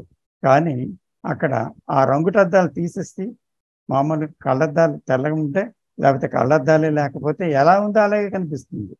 కాబట్టి అంచేత అభిప్రాయాలు, తర్వాత అనుభవాలు, తర్వాత నేను అనే దాంతో కూడుకున్న ఈ కేంద్రంతో మనం చూస్తుండేటప్పుడు, అబ్జర్వర్ చూస్తుండేటప్పుడు అక్కడ చూడటం జరగదు.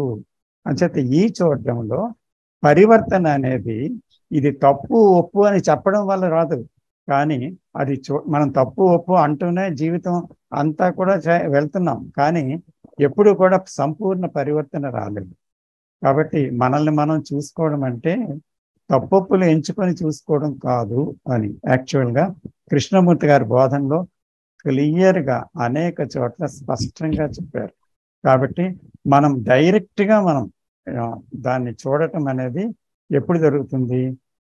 ఏ అభిప్రాయము లేనప్పుడు, ఏ ఇంటర్ఫీరెన్స్ సెల్ఫ్తో లేనప్పుడు, ఏ జ్ఞానము దాంతో ప్రమేయం లేనప్పుడు అప్పుడు చూడటం. ఆ చూపే నిజంగా ఉన్నది ఉన్నట్టుగా, అందులో అసత్యాన్ని అసత్యంగా, సత్యాన్ని సత్యంగా చూడడం వల్ల అది వెంటనే అది తెలియబడుతుంది అన్నమాట. అక్కడికక్కడే తెలియబడుతుంది. ఇది మీకు ఒక తెలియచెప్పాలనుకుంటున్నాను. సార్ నాకు ఇంకొక డౌట్ ఉంది. మీరు ఇందాక ఒక ఎగ్జాంపుల్ ఇచ్చారు, వైఫ్ అండ్ హస్బెండ్ అని. ఒక భార్య భర్తనన్నా, భర్త భార్యనన్నా మనం వెంటనే రియాక్ట్ అవుతాము. ఒక నిమిషం అంటే అది చూడగలిగితే, అంటే వి డోంట్ నో, అంటే ఎలా రియాక్ట్ అవుతామో మనకి తెలీదు. అప్పుడు చూడడం అంటున్నారు. కానీ అంటే కొన్నిసార్లు రియాక్షన్ జరుగుతున్నప్పుడు అంటే మాట్లాడడం, వాళ్ళు అన్నారు, మనం ప్రతిస్పందిస్తుంటాం దాన్ని. ఆ స్పందిస్తున్న ఆ ప్రతిస్పందనలో ఒక్కోసారి మనం అంటే చాలా సివియర్ గా ఉంటది మన రియాక్షన్, కొన్నిసార్లు మైల్డ్ గా ఉంటది అన్నమాట. అది జరుగుతున్నప్పుడే మనం అంటే మీరు అంటున్నట్టు నేను అంటే పూర్తిగా వినలేకపోతున్నానేమో, బట్ జరుగుతున్నప్పుడు నా రియాక్షన్ అనేది మైల్డ్ గా ఉంటుందా, సివియర్ గా ఉంటుందా అనేది నేను చూడగలుగుతున్నాను సార్.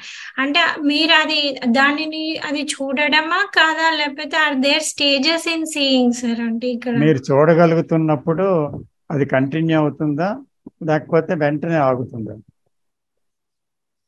అది కొన్నిసార్లు ఆగుతుంది, కొన్నిసార్లు కంటిన్యూ అవుతుంది సార్. అంటే అక్కడ ఎడిక్వెంట్ గా చూడటం అంటే ఏంటంటే మీరు పూర్తి అటెన్షన్తో గమనించటం. సో బిగినింగ్ లోనే ఆ అటెన్షన్ ఉండేటప్పుడు సంభాషణ మొదలైన తర్వాత కూడా ఒక అటెన్షన్ కొనసాగుతుంది. అది టోటల్ అటెన్షన్ లేనప్పుడు ఏమవుతుందంటే మనం పాక్షికంగా చూస్తున్నట్టే మనకు అనిపిస్తుంది, కానీ అక్కడ కామెంటరీ పోతూనే ఉంటుంది. అవును సార్. అందుకని అది టోటల్ సీయింగ్ కాదనమాట. సో మనం మాట్లాడుతుండేటప్పుడు అది టోటల్గా మన సీయింగ్ జరిగినప్పుడు మన ధ్వనిలోని, మాట్లాడే ధ్వనిలోని, మాట్లాడే మాటల్లోని, తర్వాత చెప్పే విషయాల్లోని, అన్నిటిలో కూడా మనకి చాలా బాగా తెలుస్తూ ఫుల్లీ అవేక్ అనమాట. పూర్తిగా మేలుకో నుండి మాట్లాడుతుంటాం అన్నమాట. అక్కడ ఒక ఇమోషనల్ ఎక్సైట్మెంట్ కానీ, భావోద్రేకం కానీ, భావ పరంపర కానీ, లేకపోతే ఏదో ఒక ఫీలింగ్తో కానీ మనం మాట్లాడం. అక్కడ ఒక ప్లెయిన్, ఒక సైలెన్స్ బ్యాక్గ్రౌండ్తో ఉండి మాట్లాడుతున్నట్టుగా మనకు క్లియర్గా తెలుస్తుంది, చాలా స్పష్టంగా. అంటే అలాంటి స్టేట్స్ లో ఒక్కోసారి అబండెన్స్ ఆఫ్ ఎనర్జీ బాడీలో ఫ్లో అవుతున్నట్టు అదో ఫీలింగ్ వస్తూ ఉంటుంది సార్. అంటే ఐ డోంట్ నో. అవును, ఎనర్జీ వస్తుంది, ఎనర్జీ ఉంటుంది. ఎందుకంటే when there is an abundance of energy which is not dissipated, full energy అనేది ఫ్లో అనేది ఆ చూడడంలో కూడా జరుగుతూ ఉంటుంది. ఎనర్జీ ఉంటుంది అక్కడ, ఉంటుంది. Thank you sir. Welcome sir. Sai Teja గారు. సార్ నమస్తే సార్. నమస్తే సార్. వినపడుతుందా? వినిపిస్తుంది సార్. ఏం లేదు సార్, ఇద్దరు వ్యక్తులతో ఈ మధ్య జరిగిన కన్వర్సేషన్ నా స్నేహితులు వాళ్ళు దాని గురించి పంచుకోవాలని మీటింగ్లోకి వచ్చాను సార్.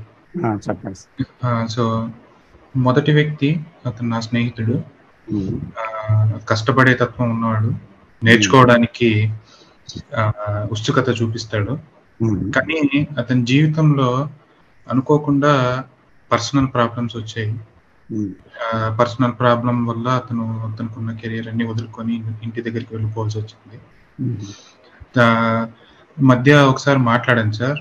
మాట్లాడితే అతను చెప్పాడు, జీవితం అనేది చాలా మారిపోతుంది, నేను అనుకున్నట్టు ఉండట్లేదు, చాలా డైనమిక్ గా ఉంది, నేనేమనుకున్నానో అది అసలు జరగట్లేదు. అంటే అతను చాలా ఫ్రస్ట్రేటెడ్ అయిపోయాడు అనమాట ఈ సమస్యలతో. గత కొన్ని సంవత్సరాలు జీవితం అనేది మారిపోతూనే ఉంది.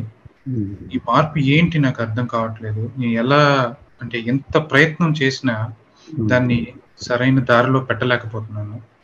ఇంత ఎఫర్ట్ ఏమవుతుంది జీవితంలో, ఇంత ఎఫర్ట్ పెడుతున్నాం మనం, ఇంత ఆలోచిస్తున్నాం, ఇలా చేస్తున్నాం, ఇంత తెలివి వాడుతున్నాం, కానీ అది ఒక ఆర్డర్లోకి రావట్లేదు. మళ్ళీ ఇంకొక సమస్యను తీసుకురావడము, అప్పటికప్పుడు వచ్చినట్టు అనిపించినా అది ఇంకొక సమస్యను తీసుకురావడము, మళ్ళీ ఇంకొక గందరగోళము, ఏదో విధంగా అది మళ్ళీ అనార్డర్లోకి వెళ్ళిపోతుంది అని బాధపడ్డాడు సార్. చాలా మారిపోతుంది, మనం అనుకున్నట్టు లేదు అని బాధపడ్డాడు. రెండోది ప్రజ్ఞ, అంటే మీరు కూడా చాలా సార్లు ఈ మాటని దీని మీద టాక్ కూడా ఇచ్చారు, ప్రజ్ఞ గురించి, ఇంటెలిజెన్స్ గురించి. అంటే ఏదైనా ఒక వ్యక్తి ఒక స్కిల్ ని నేర్చుకున్నాడు అనుకోండి, డ్రైవింగ్ అనే ఒక స్కిల్ ఉంది, అది నేర్చుకుంటే తోలంగా అతనికి మంచి ఎక్స్పీరియన్స్ వచ్చి మంచి స్కిల్ జనరేట్ అవుతుంది. కానీ ఈ జీవితం మటుకు జీవించంగా ఆ స్కిల్ అనేది, ఆ ప్రజ్ఞ అనేది మేల్కోవట్లేదు, ఇంకా భారంగా, గందరగోళంగా, అర్థం కాకుండా అయిపోతుంది. అసలు ఇటువంటి ఇలా బయట విషయాల్లో ఏదైనా టెక్నికల్ వర్క్, డ్రైవింగ్, కుకింగ్ ఇలాంటి విషయాల్లో మేల్కొనే ప్రజ్ఞ నిజ జీవితంలో కూడా మేల్కొంటుందా, ఇటువంటిది ఉంటుందా అని. అంటే అతను ఏమన్నాడంటే ఇటువంటిది ఉంటుంది, కానీ అది పర్సన్ టు పర్సన్ డిఫరెంట్ గా ఉంటుంది ఈ ప్రజ్ఞ అని నాతో అన్నాడు.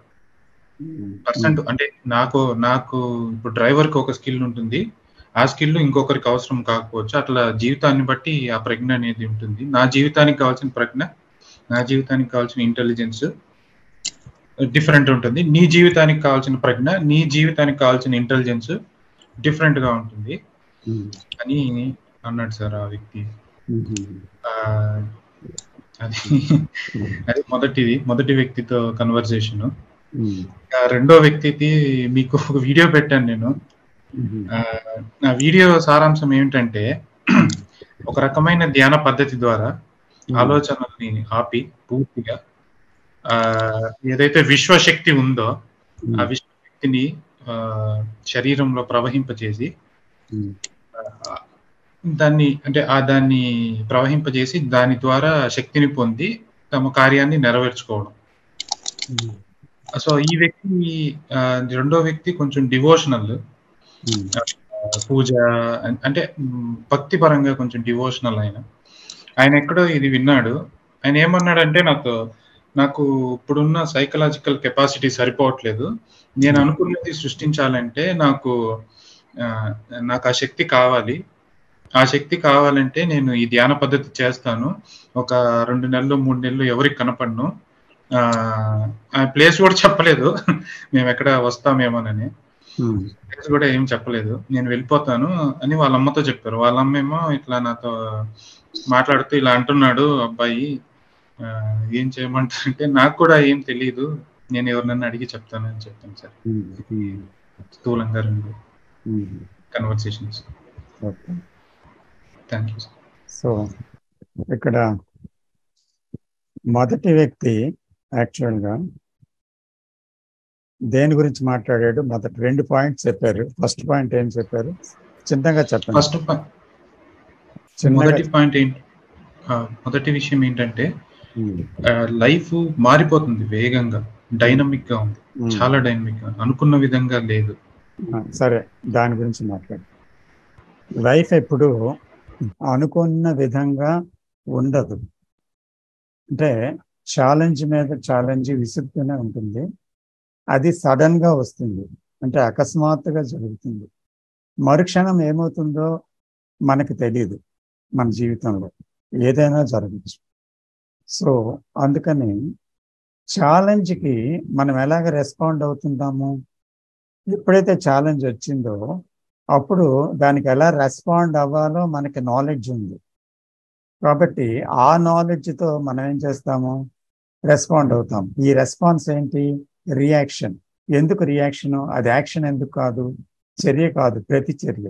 చర్యకి ప్రతిచర్యకి తేడా ఉంది. ప్రతిచర్య అంటే దానికి ఏం చేయాలో తెలిసి ఆ విధంగా దాన్ని దాటి వెళ్ళడానికి ఒక ప్రయత్నం చేయటం అన్నమాట.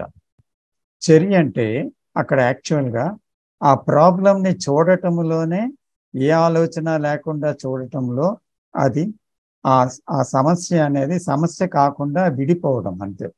అంతేగాని దాని మీద చర్య చేసేవాడు ఎవడూ లేడనమాట. అది అందుకని ఆ చర్యలో చర్య చేసేవాడు లేడు, చర్య మాత్రమే ఉంది.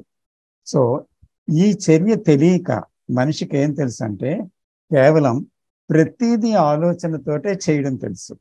ప్రతి స్పందించటం అనేది ఆలోచనతోటే చేయడం తెలుసు. ఇంకొకటి ఏమీ తెలియదు. అంచేత మనందరం వాడుతున్నది ఆలోచన మాత్రమే. కానీ is there an instrument which is not thought? అంటే ఆలోచన కాకుండా ఏదైనా ఒక కొత్త పరికరం ఏదైనా ఉందా? ఒకవేళ ఉంటే అదేది? మనిషి దాన్ని తెలుసుకోగలిగితే, అంటే ఎలా తెలుసుకుంటాడు? తన ఆలోచన అనే పరికరం వల్ల ఈ సమస్యలన్నీ వస్తున్నాయి, అంచేత ఆలోచన పరిమితమైంది, ఆలోచనతో నేను ఏం చేసినా అది తిరిగి సమస్యను సృష్టిస్తుంది అని తెలుసుకున్న మనిషి అయితే ఆలోచన లేకుండా ఏం చేయాలి అని ప్రశ్నించినప్పుడు తనకేం చేయాలో తెలియదు కదా. అందుకని ఆ నిశ్శబ్దంలో ఆ ప్రశ్నతో ఉండటం, ఆ సవాల్తో ఉండడం, ఉండినప్పుడు ఏమవుతుందంటే then he will get an insight. అంటే తప్పకుండా ఏదో ఒక అంతర్దృష్టి కలుగుతుంది, అంటే ఒక స్పందన కలుగుతుంది, ఒక రకమైన అది నేర్ నుంచి వచ్చిన జవాబు కాదు, అది ఒక అంతర్దృష్టి కలుగుతుంది. సో దానివల్ల ఏమవుతుందంటే ఆ సమస్య యొక్క పూర్తి స్వరూప స్వభావాలన్నీ కూడా, దాని ఆరిజిన్, దాని ఇంట్రికసీస్ అన్నీ కూడా వెల్లడి అయిపోతాయి. అయిపోవడం వల్ల సమస్య అనేది కేవలం ఒక స్పందన మాత్రమే, ఒక ఆలోచన నుంచి, ధోరణి నుంచి వచ్చిందే, అందులో ఎటువంటి వాల్యూ లేదు. అంటే దానికి వాల్యూ ఇస్తుంది మనస్సు, ఇది సమస్యగా చూస్తుంది. కానీ సమస్యలు నేనే తయారు చేసుకున్నాను కాబట్టి నేనే ఒక పెద్ద సమస్య అనే విషయం అతనికి అర్థం అవడం మొదలు పెడుతుంది. ఎప్పుడైతే అర్థమయ్యిందో అప్పుడు ఏంటవుతుంది, సమస్యని ఎలాగ చూడాలో అతనికి తెలుస్తుంది. కాబట్టి జీవితంలో రకరకాల సమస్యలు రావచ్చు, కానీ ఆ సమస్యల్ని అతను నేరుగా చూడగలడు. ఆ సమస్య ఇది ఇలా చెయ్యాలి, ఇలా చేయకూడదు, ఇది ఇలా స్పందించాలి అని చూడడనమాట. అర్థమైందా? సో కాబట్టి అప్పుడు సమస్య అనేది సమస్యగా ఎక్కడుంది, సమస్యగా పేరు ఎక్కడుంది అసలు? యాక్చువల్గా అది లేదు. సో ఈ can deal it, whatever comes we can deal it అంతే. Because there is no center from which he deals. So then that silence will deal it. That silence is intelligence. అంతేగాని మీరు ఇందాక చెప్పినట్టు, రెండో వ్యక్తి చెప్పినట్టు, intelligence అంటే it is not intelligence in car driving or some skill, some painting, some music and all that. It is not intelligence, it is skill అంతే. ఆ స్కిల్ అనేది కాలంలో నేర్చుకోవడం వల్ల వచ్చేది. కానీ ఇంటెలిజెన్స్ అనేది ఒకరు నేర్చుకునేది కాదు. ఎందుకంటే నేర్చుకున్న, పోగు చేసుకున్న జ్ఞానం అంతా పడిపోతే అప్పుడు వచ్చిన ఒక నిశ్శబ్దంలో కలిగేటువంటి ఒక తెలివి అది. దీన్ని మనం ప్రజ్ఞ అంటున్నాం. సో కాబట్టి ఆ తెలివి జీవితంతో డీల్ చేయగలదు. In all fields of life it can deal, it can use thought of course. కానీ ఆలోచనతో తెలివిని పట్టుకోలేరు ఎవరును. ఆలోచన తెలివి కానే కాదు అసలు. ఎందుకంటే అది తెలివితేటలు అనుకుంటున్న తెలివితేటలు లౌకిక సంబంధమైన కొన్ని రకాల ఒక లాయర్కున్న తెలివితేటలో, లేకపోతే ఒక ఆర్గ్యుమెంట్ చేసేవాడికి ఉన్న తెలివితేటలో, పుస్తకాలు చదివి తెచ్చుకున్న తెలివితేటలో లేకపోతే జీవితం నుంచి అనేక అనుభవాలతో నేర్చుకున్న తెలివితేటలో కావయ్యి. కానీ ఇదంతా వదిలేస్తే ఉన్న నిశ్శబ్దంలో ఒక తెలివి వస్తుంది. ఆ తెలివి నీది కాదు, నాది కాదు, అది ఎవరిది సొంతం కాదు, అది తెలివి అంతే. ఆ తెలివి డీల్ చేస్తుంది. ఇప్పుడు ఆ వ్యక్తి ఏదో సాధిద్దామని వెళ్ళాడే, అది ఉట్టి తెలివి తక్కువ. అంటే సాధిద్దామనే కోరికతో అతను ఏదో పవర్ సంపాదించాలనుకుంటున్నాడు. అందు గురించి ధ్యానం అనేది ఒక మోటివ్తో చేసేది ధ్యానం కాదు. ధ్యానించేవాడు పోతే, ఏ మోటివ్ లేకపోతే, ఏ కారణము లేకపోతే, కారణాలన్నీ మరణిస్తే, భవిష్యత్తు గతమనే కాలమే మరణిస్తే, నేననేది అర్థం చేసుకోవడం వల్ల పోతే, అక్కడ కలిగేది ఇంటెలిజెన్స్, అక్కడ కలిగేది తెలివి, అక్కడ కలిగేది ధ్యానం. అంటే కానీ ధ్యానం చేసి శక్తి సంపాదించడం ఏంటి? తెలివి తక్కువ. అంటే సార్ ఇప్పుడు తెలివి అంటే ఆలోచన తాకని ఒక తెలివి ఉంది. అవును, అది నిజమైన తెలివి. ఇప్పుడు మేము సంపాదించుకునేదంతా కేవలం ఒక నైపుణ్యం అంతే. రోజువారీ వ్యవహారాలు, టెక్నికల్ నాలెడ్జ్, లేకపోతే కంప్యూటర్, లేకపోతే మరొకటి డ్రైవింగ్, అది ఏంటి అంటే that something you have learned in time. So it is a skill. You may be clever in talking, you may be clever in doing things, you may be clever in writing, you may be a great poet, but that is not intelligence that is speaking, what Krishnaji is speaking about. Okay. So thank you, sir. Thank you very much. Thank you. Sir, I have a point here, sir. Can I come in, sir? Yes, please, sir. Please.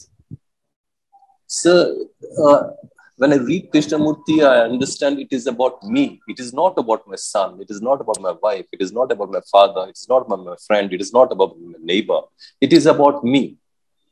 How I look at things, how I understand things. Okay. That is the most essential thing. Now, what they should not do what they're doing. It's again, I think, I get lost in that. K is talking about only about you. When he's talking about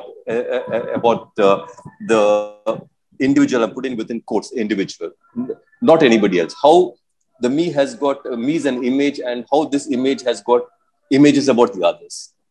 That is what it is. Incote emante sir, manamo incote emantunnamante, the other point is self-knowledge. Self-knowledge ante it is not about knowledge about me.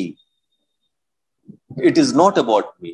It is not the knowledge about the I. It is not the knowledge about Anand so and so who is here. It is not. It's not about that. He's talking on, and he is not talking about the self. What they have, other great saints and other gods and everybody names they were mentioned. What they have said also. Gods also, they said you should become something. Every god in whichever you take, they said you should become something. Krishnamurti is the only person on the planet who said in becoming there is a problem. In becoming there is conflict. So there's a division, there's a fragmentation which leads to conflict. That is what Krishnamurti has said, to remain with what is. So when he's talking about self, it is not that. It is not about God. So how do I understand self-knowledge? It is not about me. It is not about Anand. It is not about the I. That is very essential for me to understand. What is self-knowledge now? That is very essential. Not to know what I am doing, what I am not doing, what other person is doing, not other person. My name just a leader. I mean, we can give examples. Examples is not. It's not that. There may have been a wise person who saw that, and he comes and tells me. And when I repeat, the repetition of truth is a lie. So when I say this is what it is, it's a lie. I don't know what it is. Some great man may have seen it. He may come and tell me. Then when I repeat it, that is not the truth. So I need to forget about other great men, what they have said, what they have not said. So when I'm looking at self-knowledge, again, sir, why do I look at to understand what self-knowledge is? Is it just because of curiosity or some kind of interest, that I to gain more knowledge about it? Or really there's some pain in me which makes me to look at it? What is happening out there? What is happening in here? That is the most essential thing. Otherwise, it's just I would just say it's just that, you know, I mean, we come to this group, you know, it's taken some kind of I don't know if I should say it's a kind of entertainment. I really don't know about it. I join all sorts of groups to, you know, join this group, that group, you know, so that, you know, I can speak over there, you know, I mean, I feel nice about it, you know, I share my knowledge with them. But Krishnamurti is talking completely different. That I seriously need to inquire, seriously. Again, that word seriously, how to understand? It's just a word. He says, go beyond the word. When I say seriously, one has to go beyond that word, what it means. But when again I say, you know, is there a pain in me? I need to really look at it. When I see out there the suffering which is taking place, I mean, am I really concerned about it? Or I'm concerned only about myself, my family, and my relatives, and, you know, that's all there is. If something goes wrong, you know, my son has lost a job, you know, I'm concerned about it. Yeah, all that. Is it that? Or life per se, which is, Krishnamurti said, you're mankind. You're the world. The world is you. How do I understand that? So when it means self-knowledge, nothing to be learned and nothing to, I mean, acquire knowledge about it. No. It is endless. There is no way of, you know, coming to, I have understood what self-knowledge is. No. Any person says, I know what self-knowledge is, I'm lost. You cannot know self-knowledge. It's something living in dynamic. Krishnamurti says it's like a stream which is flowing. You learn, drop, learn, drop, learn. It continues. That's all there is. I make mistakes. I learn. I don't repeat it. If I really learn, I don't repeat it. So it is nothing to do about some other friend of mine, nothing to do with my wife, nothing to do with my son, nothing to do with some other person. It is, I need to understand there is no other. So do I seriously look at this self-knowledge, not that me or I or you or anybody else? What I should do with my husband, what I should do with my wife, what I should, all that is not, that any other person will say, sir, they can go to some other groups, you know, or go to ashram, you know, go to some sadhu, they will tell you what you should do, what you should not do. How should I be with my wife? How should I be with my husband? How should I deal with my son? How should I deal with my boss? These are the problems I'm having. And K is not talking about these things. I mean, he's talking about life per se. He's talking about relationship. Not with my boss or with my wife or with my son. He's talking about relationship per se. So I need to look at it holistically, sir. Again, that word holistic, we need to, within quotes, I'm saying we need to really look at what it means to look at holistically. I'm very serious about it. Again, one has to look at the word serious. One has to look at the word freedom. One has to look at the word compassion. One has to look at the word passion. Love. I'm just giving you, I'm just saying that, sir. But when I say serious, it includes all that. I'm only serious when there is pain in me. That kind of pain which, you know, I mean, it's you know, I mean, it's I cannot live with that kind of a pain. The pain is there, not physical pain. It troubles me that much. So one has to seriously look at what self-knowledge means. How I understand self-knowledge, not about me. And I don't say, yes, I've learned this. No. The moment I say I've learned this, again, I'm back to square one, sir. Antis, sir, I'm repeating. That's about all. Thank you very much. Yes, welcome, sir. So here, ఒక విషయం చెప్పాలనుకున్నాను. ఏంటంటే,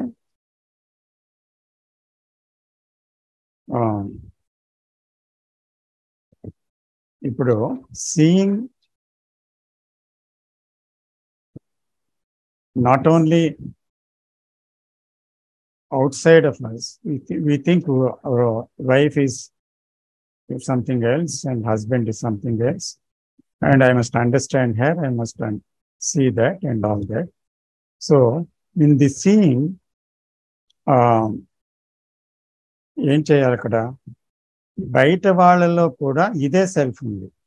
నాలోనున్న సెల్ఫే భార్యలో ఉంది, నాలో ఉన్న సెల్ఫే భర్తలో ఉంది, నాలో ఉన్న సెల్ఫే కొడుకులో ఉంది, నాలో ఉన్న సెల్ఫే చుట్టూ ఉండే మనుషుల్లో ఉంది. So I have to see that self everywhere and also inside me what is going on in the skin, in the body, in the brain, what is going on, whole movement of thought. So I have to observe the both things. So rendu kalipi anni kalipi self avutundi. So me cheppinattuga when there is pain ante kaakunda when there is an interest unte not with any cause, ఒక interest ఉంటే ఏదైనా చూస్తాం, interest లేకపోతే ఇది చూడలేము. So I'm interested, I have passion, I love to see my self. అందులో motive లేదు, not to arrive at somebody, it intelligence or love or whatever it is. I don't name it, అంటే అన్ని అవసరం లేదు, goal లేదు, ఒక కారణం లేదు. కానీ I see the pain of it, I see the conflict in it, I see that what is going on in it. So I want to learn about myself. అంటే నా గురించి నేను నేర్చుకుందాం అనుకుంటున్నాను. సో సెల్ఫ్ నోయింగ్ అన్నారు కానీ I know the self అని అక్కడ అనలేదు.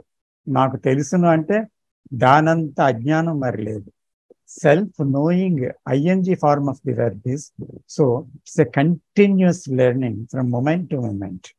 అంటే అలాగ చూస్తూ అలాగేం జరుగుతుంది అనేది దాన్ని గమనించటం అనే దాంట్లో మనకి వస్తున్న అడ్డంకులు ఏంటి, యాక్చువల్గా ఏం జరుగుతుంది, ఈరోజు టాపిక్ అది యాక్చువల్గా.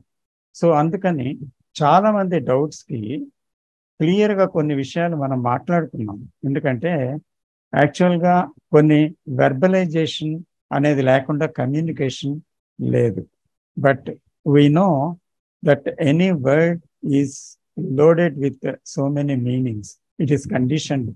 So, but we have to use words.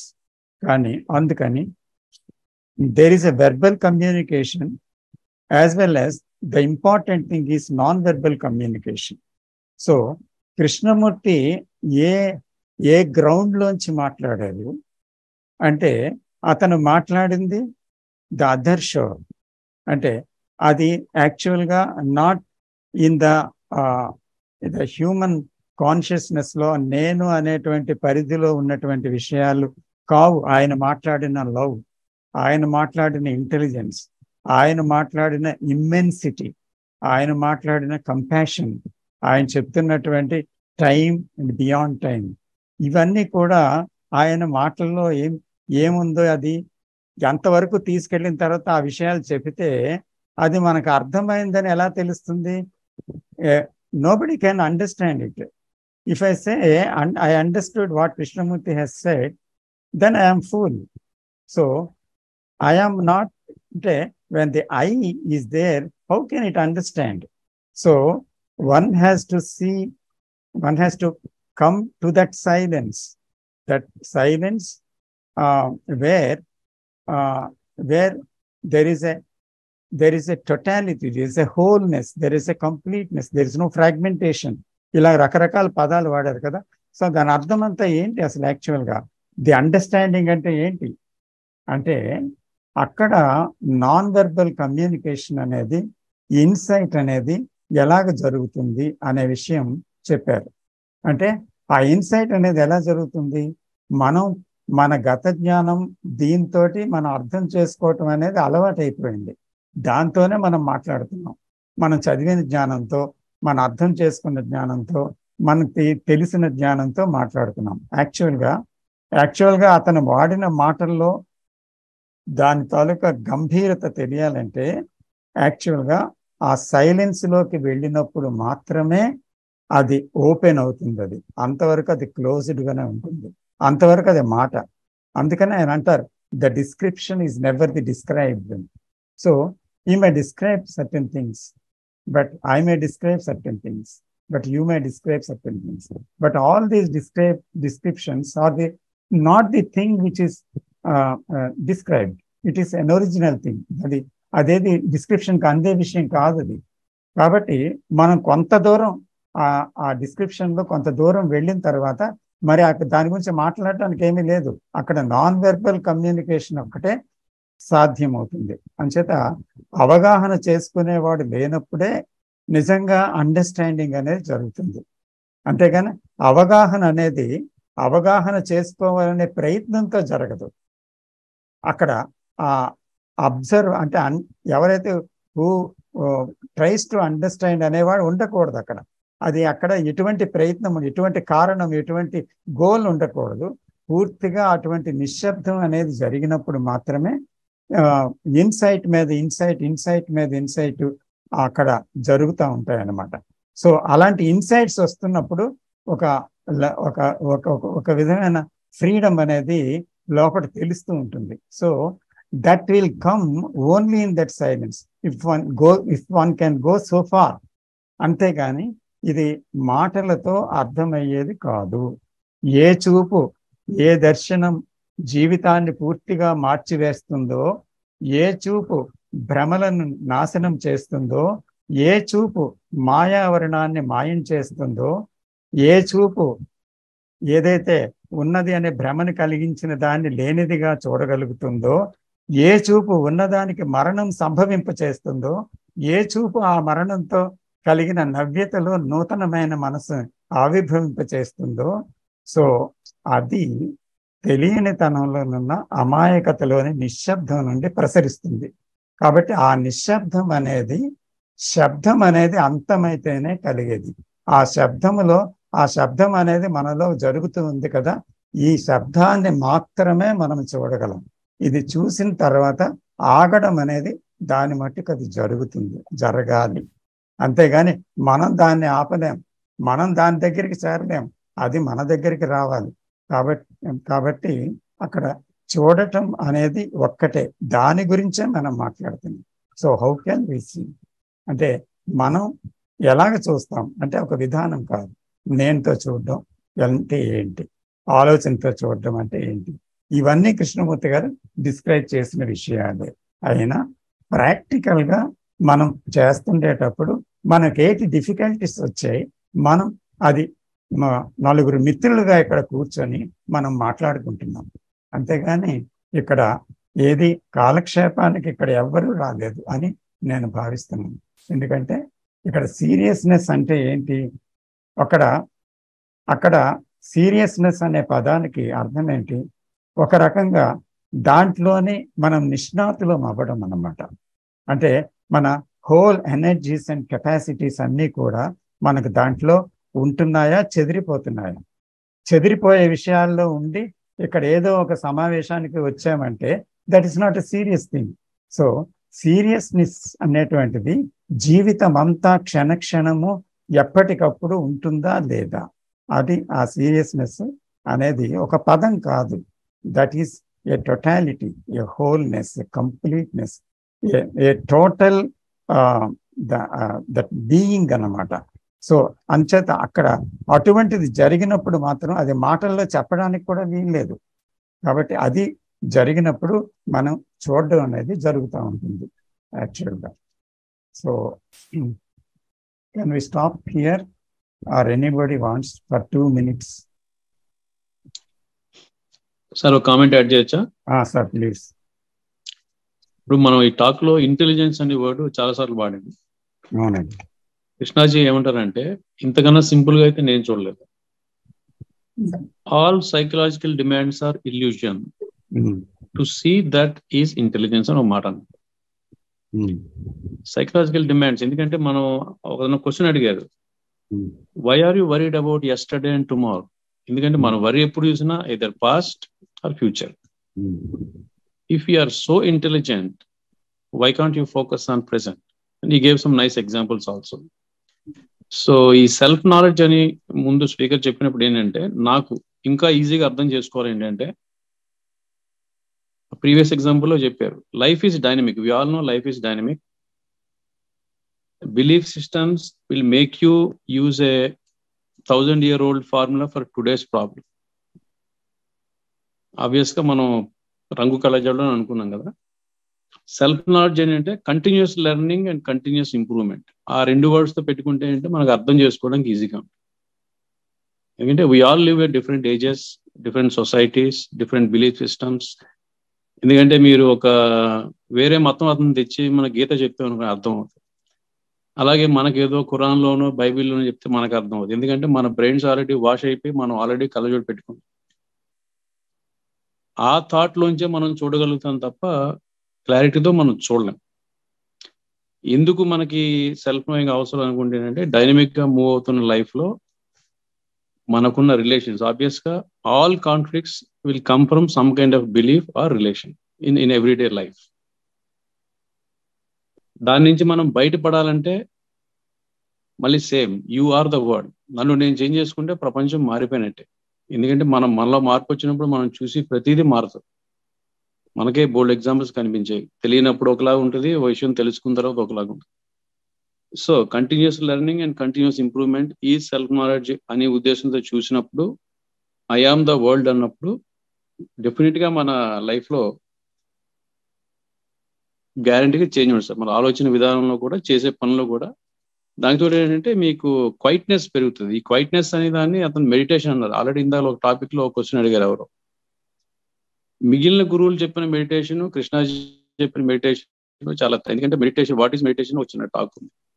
Extraordinary explanation. Meditation అనేది ఒక సిస్టమ్ కాదు, ఒక టెక్నిక్ కాదు, ఏది కాదు. అది ఇప్పటివరకు మనం చదువుకున్న బుక్స్ లో అవన్నీ ఏంటంటే మీకు చాలా అది అర్థం లేకుండా అనిపిస్తూ ఉంటాయి. That is what is said. ఎవరికైనా అవకాశం ఉంటే చూడండి. వాట్ ఈస్ మెడిటేషన్ అని ఒక టాక్ ఉంది. It's totally different. దానికి మనకేం టెక్నిక్ అవసరం లేదు. The way of living itself is meditation. Thank you sir. అంతే. Thank you sir. Here one comment sir. Continuous learning and continuous improvement is in time, isn't it, sir? Can I look at that as a question? Yes. That's all, sir. Thank you very much. Thank you, sir. Thank you, everybody. Thank you, sir. Chala time ayindi. 5 minutes. Chala time.